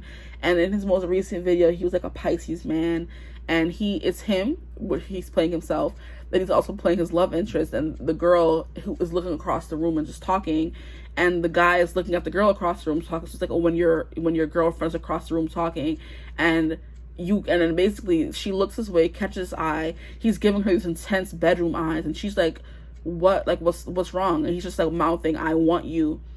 And she's like blushing, she's flustered. She goes back to her conversation, but she's like still peeking over at him. And this person isn't subtle. Like, when they want you, they're going to show you they want you. Like, there's going to be no subtlety involved. Like, they don't care who's watching, who's looking. This person can have like a very exhibitionist kind of thing about them, where they just want to take you wherever they want to take you. Okay. Naughty. Okay. These are the kind of men that you attract. Like, they exude sexiness as well. Because with the Zuko archetype coming through, he was someone who, even when he grew hair, for me, okay? Because when he was that whole pinhead with the ponytail sticking out, that wasn't for me. But it wasn't until he grew hair and he started learning his lessons. Like, you know, I love a redemption arc. That's why Zuko's probably my favorite, or one of my favorite characters. I love a guy, or a person in general, who could just come back from things and fight for his place in the world, and fight to keep his head above water. You know what I mean? This is not my reading. Let me mind my business. But Zuko just had like an intensity about him. The devil card here. This person could have like very, you know, BDE, and they're good in the sack, in the bedroom. No matter what they're working with, they have like come hither eyes, bedroom eyes about them. That's the kind of men you attract. Men who want to get into all kinds of things in the bedroom as well, or partners. Okay, so here we have the Four of Wands. Now, oh child, okay. In reverse, I don't know. I don't think I want to take it in reverse. This kind of person is very fun loving as well. They kind of reserve that for people they feel close to, is what I was getting with the card in reverse. I don't think this means that they're not fun or that they're boring. It means the exact opposite. They just show that side to themselves with the people they trust, like their inner circle, which is why people never really knew who Zuko. I don't know why I keep using Zuko as the example. I just feel like he's a good example for this group, this pile. He was someone who you didn't really know who he really was until you got to know him more. Because us, the audience, if you would have just saw him as he was, we would have thought he was an e-hole, an asshole. You know what I mean? I don't know why I keep saying e-hole. I don't know what that means. I need to come up with what that means. But it wasn't until we saw his whole story and his background, and we saw what he went through, and his, you know, and then we saw his redemption arc, that we really got to see him being fun. And his age, acting his age, this person you could attract people who had to grow up fast, who had to be more responsible than they needed to be at their age, who had to take care of everything, you know what I mean? Had to get a job at a young age. It's the kind of men you could attract, who have to take care of their whole family and not just them. They have a lot of responsibilities here, and they crave to let loose and to be this carefree kind of person, but they can't. They have to come up as reserved and composed. They have to, you know, act. Older Than I Am is coming through. Older Than I Am by Lennon Stella. It's basically a song about how she wants to be someone who's carefree, sleeping around, being like all the other kids her age, but she can't because she was just born older and wiser than she was her age. Okay, so that's the kind of person that you attract. Let me keep going here with the cards. We're gonna get what kind of men, love interest, or partners does my group 3 attract? I just heard fine wine, so you could attract older people, which is why the energy is like so calm and composed, or people who have that vibe of having an older energy. What I was saying with the Older Than I Am card, or the vibe that I was getting from the card. I'm like, not the Older Than I Am card. Here we have chartreuse. Cheerfulness, distinction, acceptance, and imagination. Yeah, I do feel like this person does have this imagination, but it takes you some time to get to know them, or to get to know that part of them. Like, it's giving tortured hero, okay? Someone who's quiet and broody. It's funny because I was having a conversation with someone, was it yesterday? And I was like,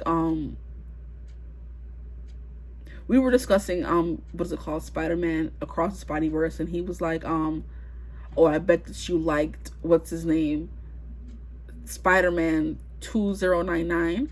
And I'm like, oh, the broody one, you know what I mean? That one. And so we basically having a conversation about that, and it popped into my head, so it may have some significance.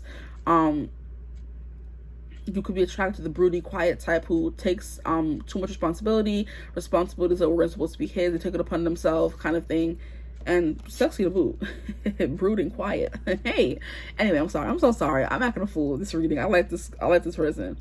We have integrity, intuition, structure, and order. That's definitely what I was getting with the intuition card here, with them having new moon rituals, carrying around crystals to make sure they stay grounded. This person is definitely into the occult or open to it if you were to ever bring it to their attention, if they're not already into it or know about it, okay?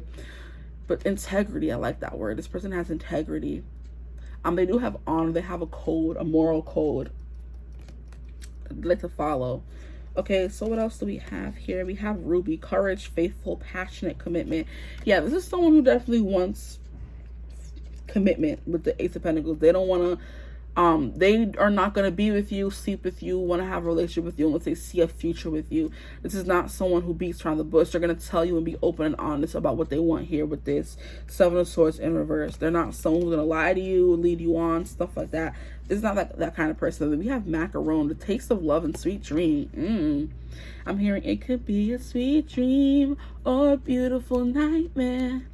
Either way, I don't want to wake up from you. Sweet dream of Beyonce is coming through.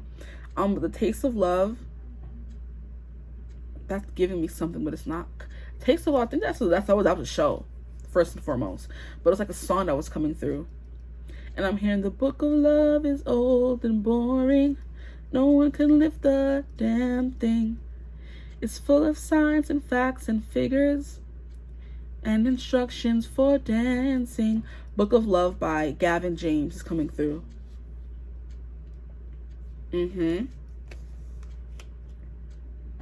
Taste of love. And the mystery of love is coming through as well. That was a song from what is it called? Call Me by Your Name, the movie with Timothée Chalamet and Archie something. I forgot his name. But yeah, Mystery of Love by Suji Stevens, something like that.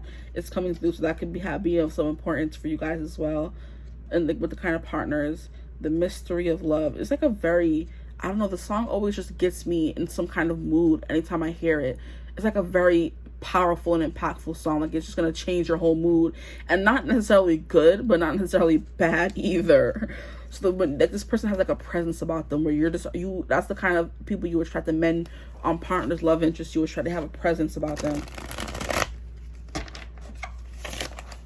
A potent of energy.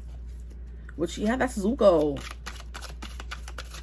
We're going to pull some of these people from this bowl before I forget as well.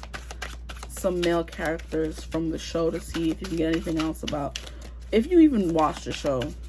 But it's also just going to give me more insight into who this person could be. So what kind of men, love interests, or partners do my group 3 attract? I didn't even get into the why. And did I get into the why for group 2? I don't think so. Wow. So maybe that's not important. We have church, principle. Yeah, principle and integrity, period. Religion, dogma, family values, marriage, structure, belief system, collective consciousness, tradition, and programming. Yeah, this person is definitely a traditionalist. This is someone who believes in the boy meets girl. They date, they propose, get married, have kids. They want to follow the balance of things, okay? Someone who's very traditional and believes in marriage, believes in long-term connections, this is the kind of person who's going to be sleeping around. Which is probably what this Four of Wands is representing, going out and having fun. But the Four of Wands is also the card of marriage, so this person takes it very seriously. There's also a vibe of them not thinking that they're ever going to settle down. And not because they don't want to, but because the opportunity hasn't presented itself. So this is kind of even like older kind of vibe. Or they act older than they are, like I was saying before. Okay, dang, relax. Way too many. Let me get one more. I don't want an odd number. Okay, you're sticking out. I'll take you. Okay. The kind of men that you attract. We have Virgo. Okay. Princess of Earth. We have ruling planet Mercury. Analytical, hardworking, intelligent, reserved, helpful, critical, exacting, nitpicky, conscientious, and responsible, and the Hermit.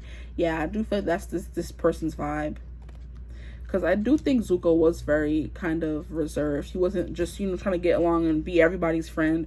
For sure, he was not trying to be everybody's friend. It was just him and his uncle. Okay, him and his uncle. Now we have Wolverine. fierce, unpredictable, wild. See, this person is giving like everything. They're giving someone who is stable. They're also giving someone who's fun and is gonna give you this look at the party saying, I got you when we get home. Like like I'm just getting chills and like tingles up my spine. Like this is like a very juicy kind of person. You can get addicted to their personality.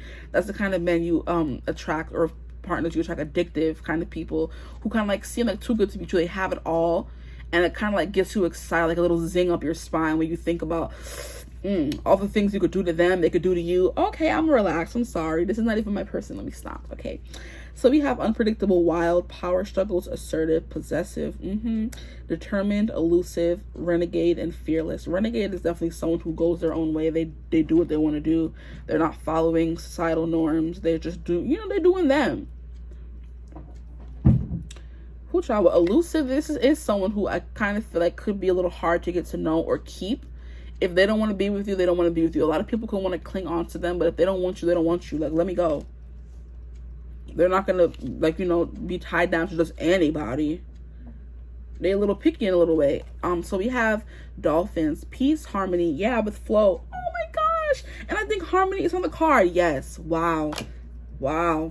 Yeah, peace, harmony, helpful, effective communication with this Seven of Swords in reverse. Absolutely.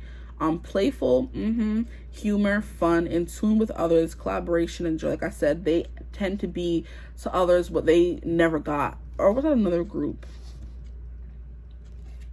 Interesting. But we have the ace here, which represents the beginning of something, and then we have the fool here. So this person, like I said, they have no problem starting new things. They like starting new things and trying things they've never done before. They like being spontaneous and unpredictable, I'm hearing. And that's the song. Unpredictable is a song by, is it Ollie Murr and some other girl, some chick from the UK? I don't really know her name. Is it Louisa Johnson? Maybe. Unpredictable. I like us when we're unpredictable, 'cause that's when life feels so phenomenal. I like it when there's nothing in control. Something like that. Unpredictable. Louisa Johnson, I believe. Ollie Murs could be in there too, or he could have a song named Unpredictable as well. Yeah. Okay. Anything else? I don't know. I think that's your person. This Hermit card, they could be a Virgo as well. With this Flow card, they bring balance. I feel like they would be a good addition to anybody's life. Anyone would be lucky to have them, kind of thing, because that's just who they are for everybody else around them. I think that's all I have for you guys, though. Oh, no, we have to get the characters. Look at me. I keep forgetting. Just want to. Is anybody going to fall out? Okay. So let's see who fell out. Oh, you guys got Sokka. That is so cute. Sokka. Yeah. Like someone who's goofy, someone who's fun, someone who's playful. That's that dolphin energy definitely coming out here. Wow. That's beautiful. Okay. What else do we have? Why does Bro keep coming out? What's the next one? Shoot. Ooh, we have Hakoda, which is Katara and Sokka's zaddy. Okay, so this person could definitely give zaddy vibes. Like I was saying, leadership. Someone who is good at leading others. They are popular with the masses. Anyone would be lucky to have them. They definitely give off BD energy. Okay, because I wrote zaddy down for a reason. I think I want to get maybe one more. One extra more. Why not? These are way too more. Okay, come on. Nope, you don't want him. Nope, you don't want him either. I'll take these two. Yeah, those are definitely not it. We have Avatar, Roku, Fire Nation. So more leader energy coming through. This is the Avatar that came before Aang, and he was a Fire Nation, associated with the Fire Nation. It's also giving like daddy vibes as well, because he was older. He was someone who was very composed, someone who was very I would say elusive, because sometimes when Aang wanted to get to the spirit world to talk to him, it was hard for Aang to do that sometimes. So yeah. Ooh, you guys got all the zaddies in this group. Stop playing. You guys got Master Pyondo, and this was a sword master, and this is the guy who taught Sokka how to be a sword master, and that man was fine. One thing I'm not going to tell me is that man was not fine. Wow, I got all the zaddies here. I got This man was fine as hell. He was also someone who's very astute, someone who was very disciplined, someone who was very strict, someone who didn't take anything for an answer. You guys got you a zaddy for real. He's not gonna let you get away with Nathan, okay? With this devil card here, y'all could be into that in the bedroom, you know, calling your person daddy or something. You guys attract daddies, people who want to take care of you. I'm sorry. This is just a good reading. Ooh, yeah. But also we have this Teo character, Teo. This was Aang's friend that he met with the mechanic who was making what is it called, weapons for the Fire Nation. It was hiding it from Aang, but he was staying at like an air temple. They were staying at an air temple, and they were also incorporating some of the air people's ways into their way of living, kind of thing, where they would use air or use air to fly and stuff like that. So something like very free spirited kind of thing about this person. They could like to travel a lot. You could attract men who are well traveled, who have been around the world, who are very wise beyond their years. Juicy. Okay, now I'm done. Now that's all I have for you guys. I hope this reading resonated. If it did, feel free to like, comment, and subscribe. Join the tribe, the Divine Fam. We love to have you here. It's fun on this part of the internet. Okay, if you'd ever like a personal reading with me, you could always get in contact with me using my email in the description box. And I hope you're having a beautiful, wonderful day whenever you're seeing this reading, and I will see you in the next one. Bye. Hello, my gorgeous group 4s. Oh boy, I still gotta use the saying group 4 sometimes, okay? Welcome to your reading. If you chose the Air Nation insignia pin, then you're in the right place. You either chose this pin or chose the energy coming from the pile, or this was catching your eye the most. You know what I mean? Okay, so today's reading is going to be about what kind of men, love interests, as partners, do you attract and why. It was mainly going to be what kind of men do you attract, because I mostly have female viewers, but I also felt bad for leaving out the male viewers. When I was meditating over the reading, they were like, when I kept saying tap me into the energy of the men, I kept feeling like a nudge, say love interest, a partner, or something like that. So not just men. So like I said, if in the other groups, if you hear me say anything that is gender specific, please just switch it over to the kind of person that you are looking for, because I do have my mind programmed already to say like men partner. But I will correct myself throughout the reading, as I have been doing. But like I said, if you hear me say, oh, men, don't think it's just about a man, or you know what I mean. So if you're a man looking for a woman, switch it over to how it would apply to a female. Okay, so just get myself situated here.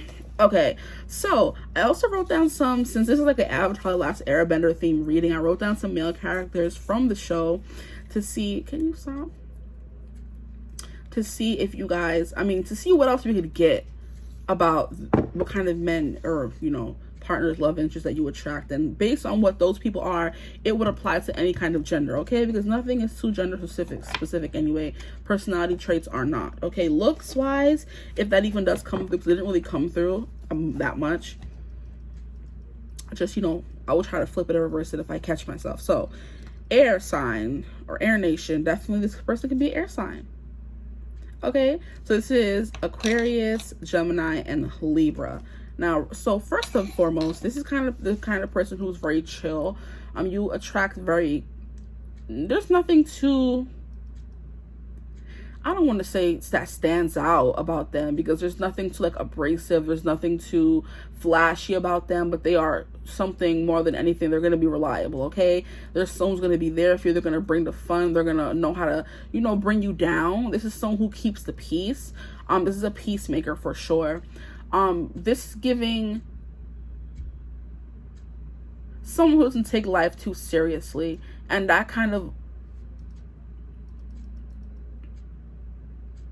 it depends on which air sign we're talking about, because I do feel like Aquarius can come off very serious as well, and Libras are hard to get to know a little bit, like seriously, because they put on the front of face as well.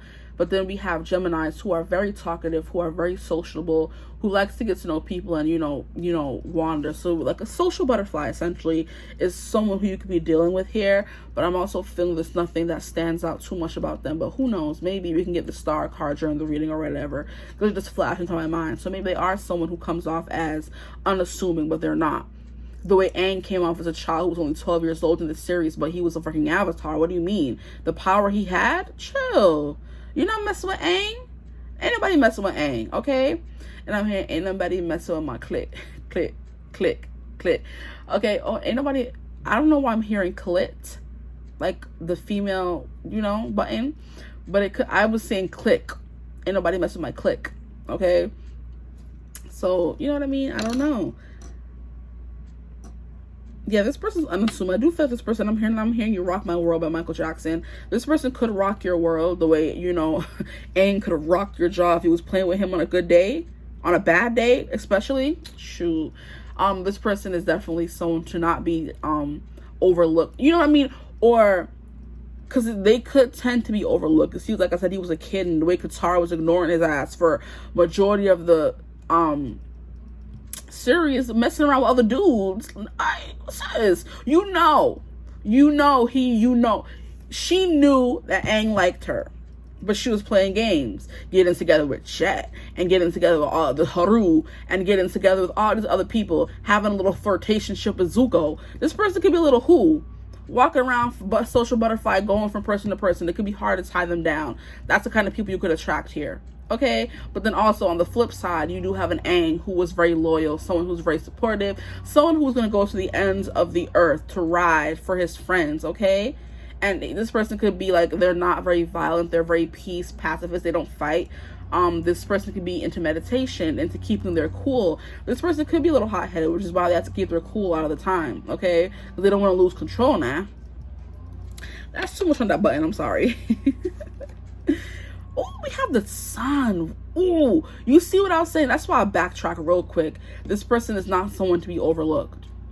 There's like a very vibrant, childlike, you know, energy to this person where they just come off. Hold up, I'll be right back. Okay, I'm back. And as you can see, back with me is noise outside. So I'm sorry, because I don't think it was there when I stopped the reading. But they're always doing some foolishness around here. Okay, so like I was saying, that's why I didn't want to jump to conclusions and say, oh, this person is like, you can overlook them, da da da. I do kind of feel like maybe physically, I think they could be overlooked, but I think like energetically and powerfully and, you know, everything else where it matters, personality wise, this is someone who is, I'm hearing a wonder to behold. And I do feel like once you get past the shell, this person could put off a shell, or like I said, have an exterior that's like blank or nothing, you know, too, what is it called? There's nothing too like unique about it. There's nothing too astounding about it. There's nothing too flashy about it. They just come off like a white egg, you know, blank. Nothing too spectacular. But then when you crack open the egg, then you get to the sun part of them, which is like Aang. He wasn't the most attractive fellow around, but it was his energy that made him powerful. Okay, so here we have essence, energy, self-awareness, life force, spirit. So someone very spiritually involved, connected to the spirit world. Then we have heart here, so they have a lot of heart, so definitely giving Aang energy. Whether the air sign was going to be here or not. Honor, masculinity, distinction, childishness, yes. Ego, individuality, solitude, because he did need to have some solitude sometimes as well. Self-sufficiency, shine, heartbeat, and father. Okay, so this is definitely someone who feels like the weight of the world on their shoulders to take care of everyone, the way Aang felt the weight of the world on his shoulders in the series, to kind of become perfect and master all the elements, to be able to take care of everyone else and protect them from the Fire Nation kind of thing. So this is definitely on par for what I was definitely picking up already. Definitely an Aang kind of character. And like I said, they could be overlooked sometimes, but then you kind of like, when you get to know them, you come back to them and be like, oh, I wasn't expecting all that from you. You know what I mean? The way Aang was only like 12 years old, and people didn't expect all that power to come from him, but it did. All that wisdom to come from him, all that knowledge to come from him. He was connected to the spirit world. Like, this person could be connected to the spirit world for real. I'm also getting a little bit of an eye roll from this sun card here and the spiritual and thing like that. I'm gonna like an eye roll. Someone who's been through life and learned a lot, has like a lot of experience as well. And Aang did have a lot of experience because he does come from the air nomads, and the air nomads were known to travel. He had friends in the Earth Nation. He had King Bumi. He had friends in the Fire Nation. He had friends in the Water Nation, I believe, as well. Or he did make friends. So this is someone who's able to make friends wherever they go, because Aang was most definitely able to make friends wherever he went. Well traveled as well. Knowledgeable, peaceful. And then I'm also seeing his what is his name? His mentor, something Gyato. Monk, was it Monk Gyato or Gyatso? Okay, so what kind of man, love interest, or partner do they attract? I don't want all these cards. Can I just have a few, please? We have the Knight of Swords. Wow, why have we gotten the Knight of Swords for freaking 3 out of 4 piles today? Dang. So some of you may be coming from other groups. Is definitely the vibe here, and that is true because you don't always attract just one kind of guy. So you could, that's why I did, or I feel like I felt called to do 4 groups, because maybe you guys needed to pick 4. I mean 2, because you felt called to more than one. Okay, yeah, you definitely don't just have to be one guy attracted to you. It could be a whole bunch of different people. I only want one at a time, please. What kind of men, love interests, or partners do you attract, and why? I'm hearing bald, gray, old and gray. That's the song by Patrice Roberts, soca song. 4 of Wands is coming through, and then we have the World. Wow, I thought this was like a 2 of Wands. No, 2 of Wands, the girl sitting in the room looking outside the door, I mean the window. Okay, so we have the Knight of Swords, the 4 of Wands, the World, the kind of people that you attract. I feel like you attract people who want to make you their world, or feels like it's their duty to save the world. This could be someone who's very burdened by feelings of, what is it, existentialism, whether it's like they don't know what they want to do, or they feel overwhelmed sometimes by how much they want to do and what they may not be able to do. We have the 4 of Wands. This is someone who's very playful. This is someone who is very fun, and this is also someone who is marriage material. Like you meet them and you're just like, wow, I can see them giving me the world, and I can see me wanting to give them the world. What kind of men, love interests, or partners do my group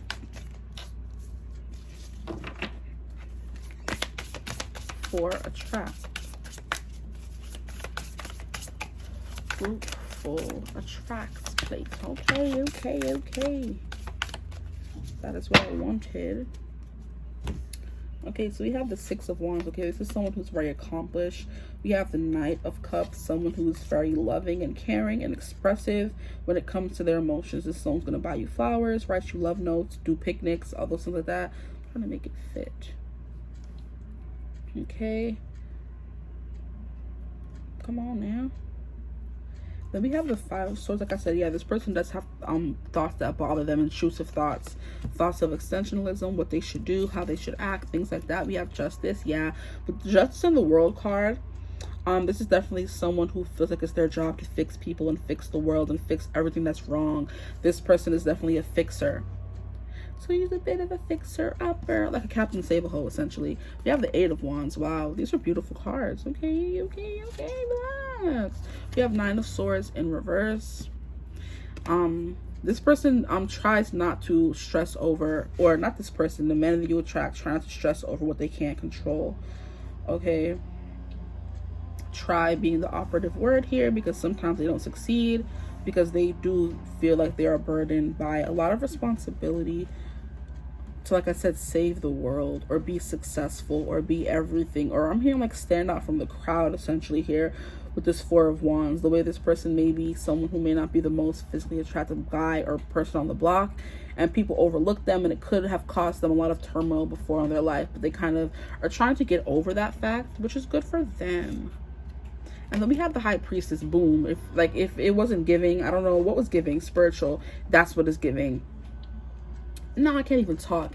If the Sun card was spiritual and it wasn't giving spiritual, then the High Priestess is. Okay, thank you. Boy, mommy can't talk. Okay. So the kind of men, partners that you attract. Okay, with 2 Knights card here, I do feel like this is someone who is young at heart, and Young at Heart I can't talk, guys. Young at Heart by Frank Sinatra, the song, is coming through. Okay, so this is someone who's very youthful, and I wish they would shut up.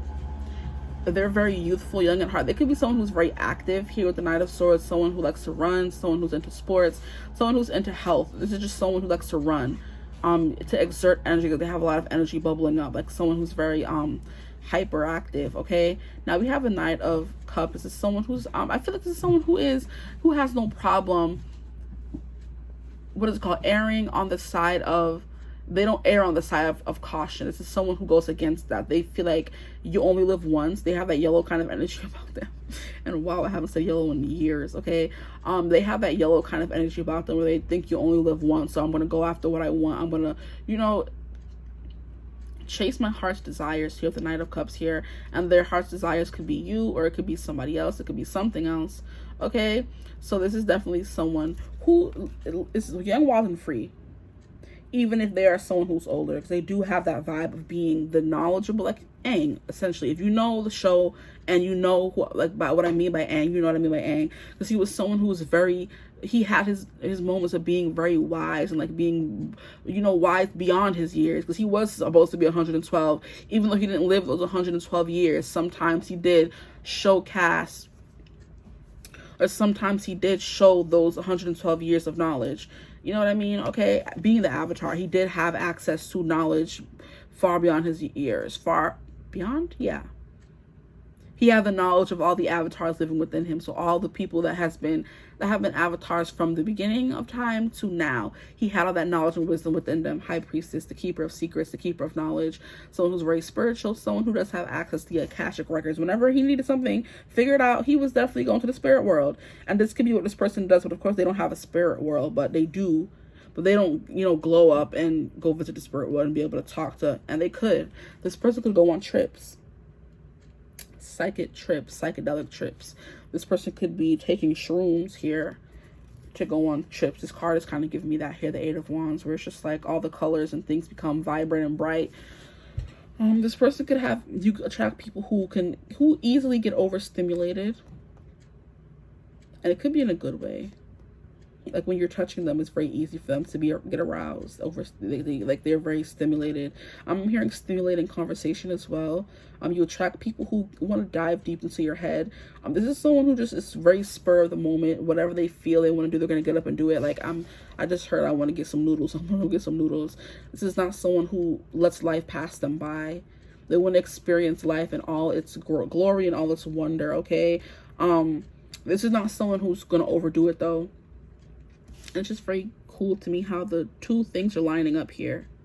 Like I said, they don't overdo it. They keep that balance where the two batons are kind of lining up on the wands and the swords. Kind of like they keep the balance between irrationality and rationality, okay? What else? What else? What else?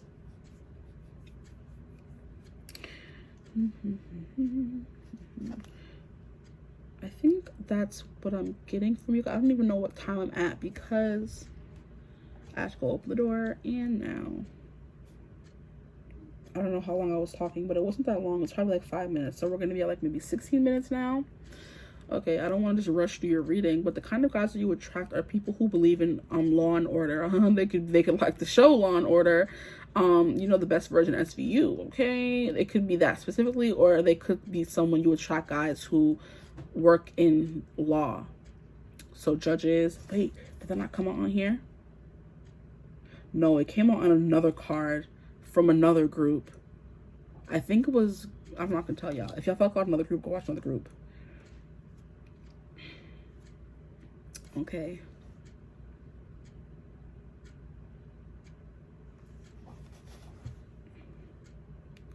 What else?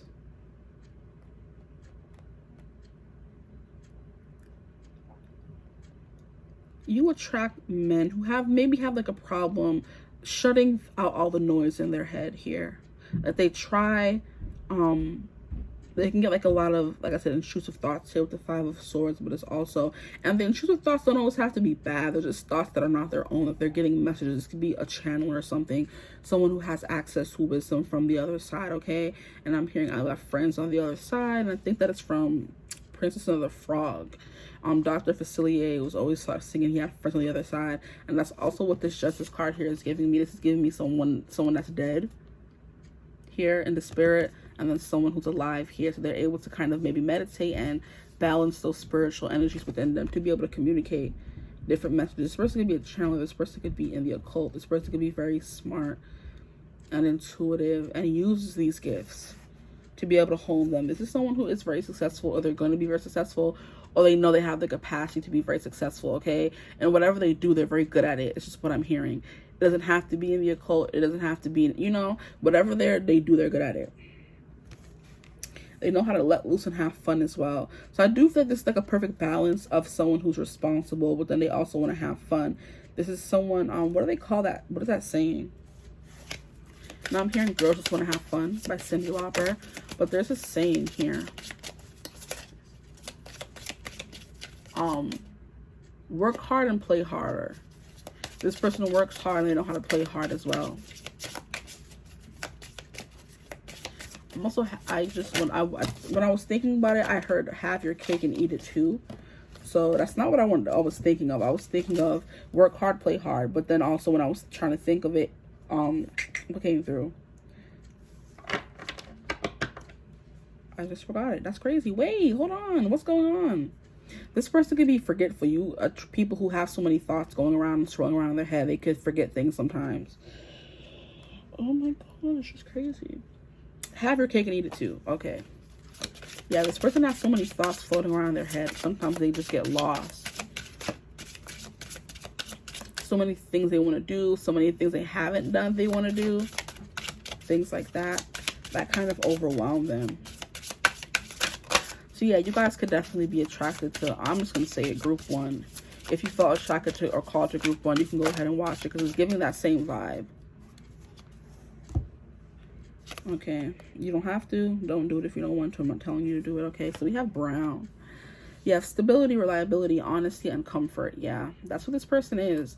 They are definitely someone who you can go to in times of peril, in times of trouble. They're going to keep a level head. This is someone who I'm getting the visual of if their wife is going through labor. The way they're not going to be the kind of husband to freak out. They're going to be the kind of husband that already had a pre-plan, who's going to keep her, you know, even keel. They're going to keep her calm down. They're going to handle everything so she's not stressed. This is someone who you can definitely rely on when things go bad, or when you start panicking, they're going to be the one who keeps a level head. I just heard goofy as well. This person could be goofy, or they could let the character Goofy. It's the Mickey Mouse Clubhouse. Sorry. Okay, so we have compromise, control, neutrality, and practicality. Definitely this air sign coming through, where they like to err on the side of caution, but they also don't. Like I said, that balance. They can do it both. They're good at going. I'm hearing Grey Goose. You could attract people who like Grey Goose. Is that a vodka or something? Jeez, that was very specific. And it's also giving me, when this came out, Aang's eyes are gray. So you could definitely attract a lot of Aang type of energy, where they're playful, they're youthful, they could be wise beyond their years. And you kind of overlook them, yeah, because of their age. This could be people who are younger than you, who are wise in what you're looking for, but you look over them or overlook them because they're not the right age. That was the message just coming through. And it could be even if they're older. They get, like I said, I did say something about gray hair, bro, stop playing. I did say something about gray hair. They could have gray hair and you overlook them because they're either too young or too old. Depends. Okay, some people like old, some people like young, who knows? Cobalt, ingenuity, enlightenment, solitude, and productivity. This person does spend a lot of time thinking about what they could be doing next. They don't think they're ever doing enough here with the World and the Six of Wands. They're an overachiever for sure. With the Eight of Wands, their mind is always full of things they could be doing. They don't relax and they don't sit down with the energy I was getting from the Knight of Swords. This is someone who's like a lot of pent up energy in them. They have an idea, they want to get up and do it now. They have a craving for some kind of food, they want to get up and eat it and go to the store and find it now. Now we have Lust Red. Strong sexual desire, heat, and longing. So I definitely do feel like you tend to turn people like this away. Hey. You tend to turn people like this away and you leave them longing for you. or there's a lot of people, you attract people who lust after you a lot. This lust red. For guys, I do feel like this person could wear like blood red lipstick or have like red hair. There's something, red could be their favorite color as well, is what I'm hearing. But you attract people, you attract guys, men, females, love interests that have a strong sexual desire for you. Go on and overwhelm me. Overwhelming.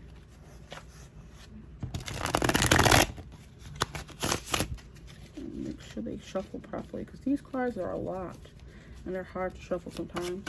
Okay, what else can you tell me about the kind of men, love interests, and partners do they attract? I swear I've been adding the and why, but not really getting to the and why. Bruh. Like, why do you attract these partners? I guess it's not important. And I've been definitely saying that your vibe attracts your tribe. So basically just your vibe. Because you could get off this vibe, you could resonate with this energy as well. So because you come off this way, you attract people that have the same kind of energy as you. We have tracks: steady forward movement, one way, go the distance, direct route, autopilot, traveling, I think I can, on track, and focal point. Okay, so with this card here, is definitely someone who keeps others on track. Like I said, they feel they have a responsibility to humanity or people in a way.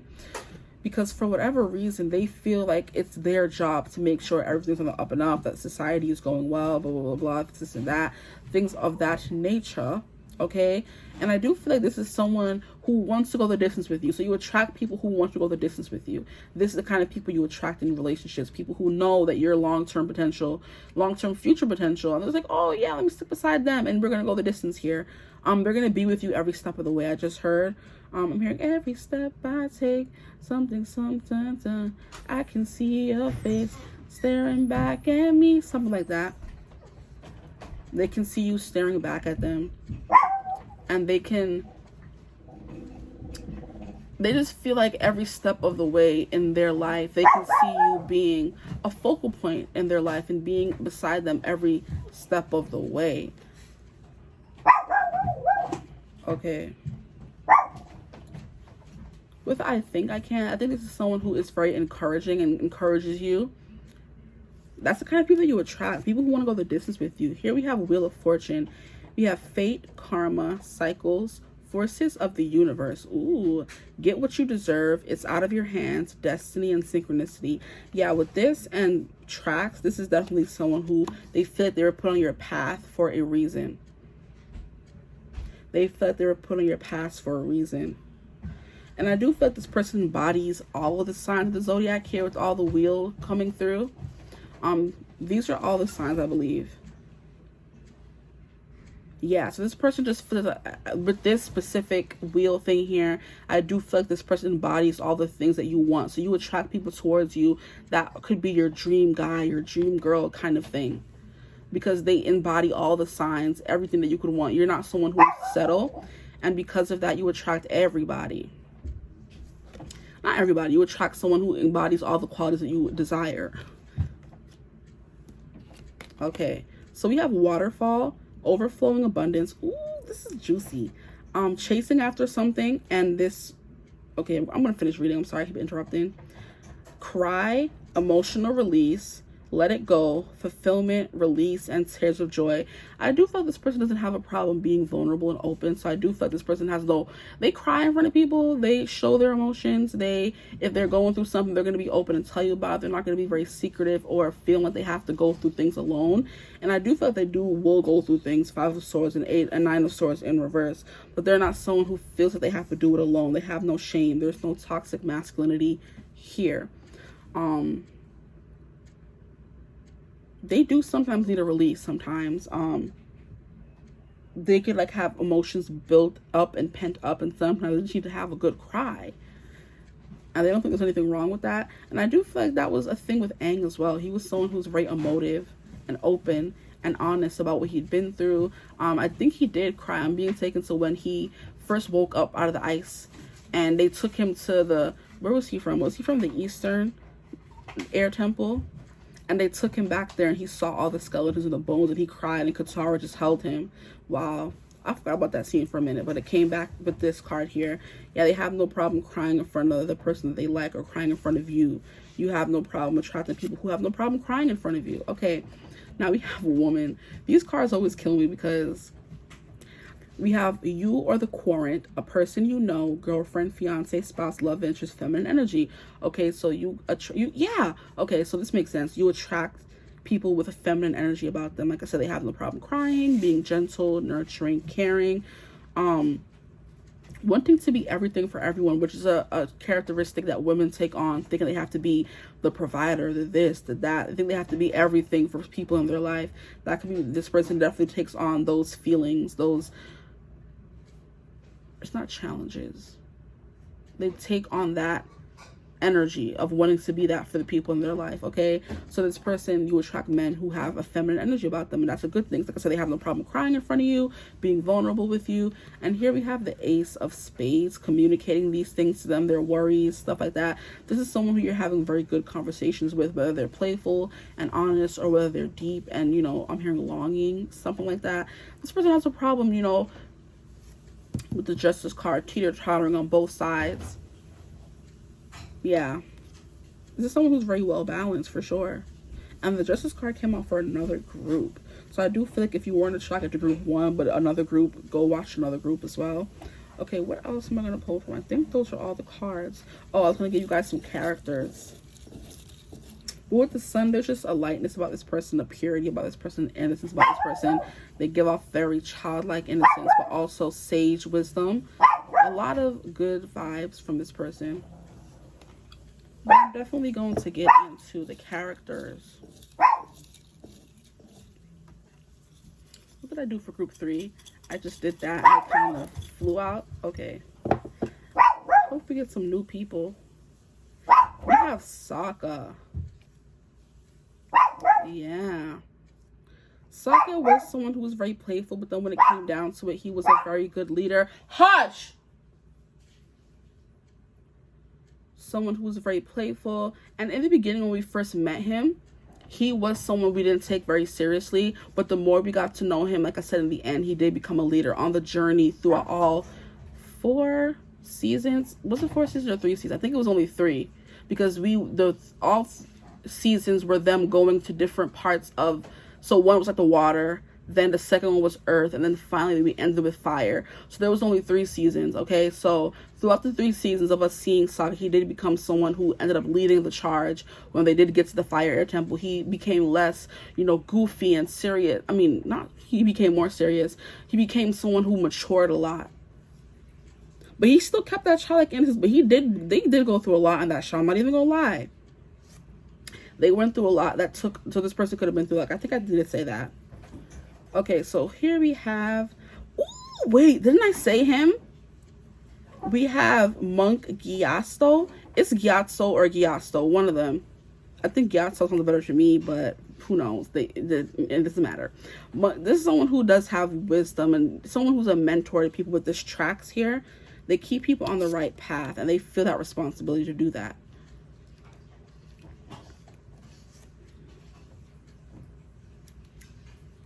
Even tempered as well. Not Avatar Roku from the Fire Nation. Okay, so far we have air, we have Sokka, which is water, we have Avatar Roku, which is fire. Avatar Roku was someone who was, yeah, he was anytime we did see him, it was from the spirit world, because Aang had to connect to the spirit world in order to not reincarnate, or to connect with this reincarnation of him, the Avatar Roku. So whenever we did see him, this is definitely someone who's very spiritual and knowledgeable, and a teacher, because he did help Aang figure out what he had to do in the end. I think Aang did come to depend on him a lot when it came to not wanting to kill the new Fire Lord. He wanted to find a way to defeat him but not kill him. So he did end up leaning on Avatar Roku a lot throughout the series. So it's definitely giving more mentor energy. Now, the next card we have here, not as Zhao. Okay, so we're going to go with the positive aspect of Zhao, which I can't find many. He was definitely someone who went searching for knowledge, because the one episode that I think it was the episode where they found the hidden library under the sand. He came there and like destroyed a whole bunch of Okay, so this person is greedy for knowledge, okay? That can be taken as a good thing. You can take it as a bad thing. That's up to you, okay? But he was definitely someone who did his research. And no, this is fire. Did we get Earth? No, let me see if I can get another person from over here. Okay. Oh, one fell out. Hold up now. Who is it? Iro. Wait, didn't I say Iro too? Stop playing. I said Iro. Let me get another one. Let's see if I can get any people. I didn't really put many people from the Earth in here, but one more. One more. Who is this? Oh, we have Aang, bruh. The person I was referencing the whole reading. Okay, fine. I'll leave it at that. You guys don't need that. Y'all don't need an Earth person. That's fine. Okay. But yeah. Who did I end up on? I said that Zhao. Yeah, he was definitely someone who craved knowledge, who went looking for knowledge, who wanted to be the smartest person in the room. So this person could have that aspect about them where they are the smartest person in the room. Or they think they are, or they want to be. They don't want someone to outsmart them. Or they just like to, you know, what is it called? Search for knowledge. That's the kind of person that you'll be attracting. Okay, I think that's all that I have. Illumination, light. Yeah, that's all the message that I'm getting for you guys. I got a good person. This is a cute person. I like them. Y'all in group 3 was definitely a bomb person. Okay, so I am definitely going to end the reading right here. If you like the vibe of the reading, you enjoyed this reading, it resonated, you know, feel free to like, comment, and subscribe. Join the tribe of divine family. Love to have you. If you have like a personal reading, you could always get in contact with me using my email on the description box below.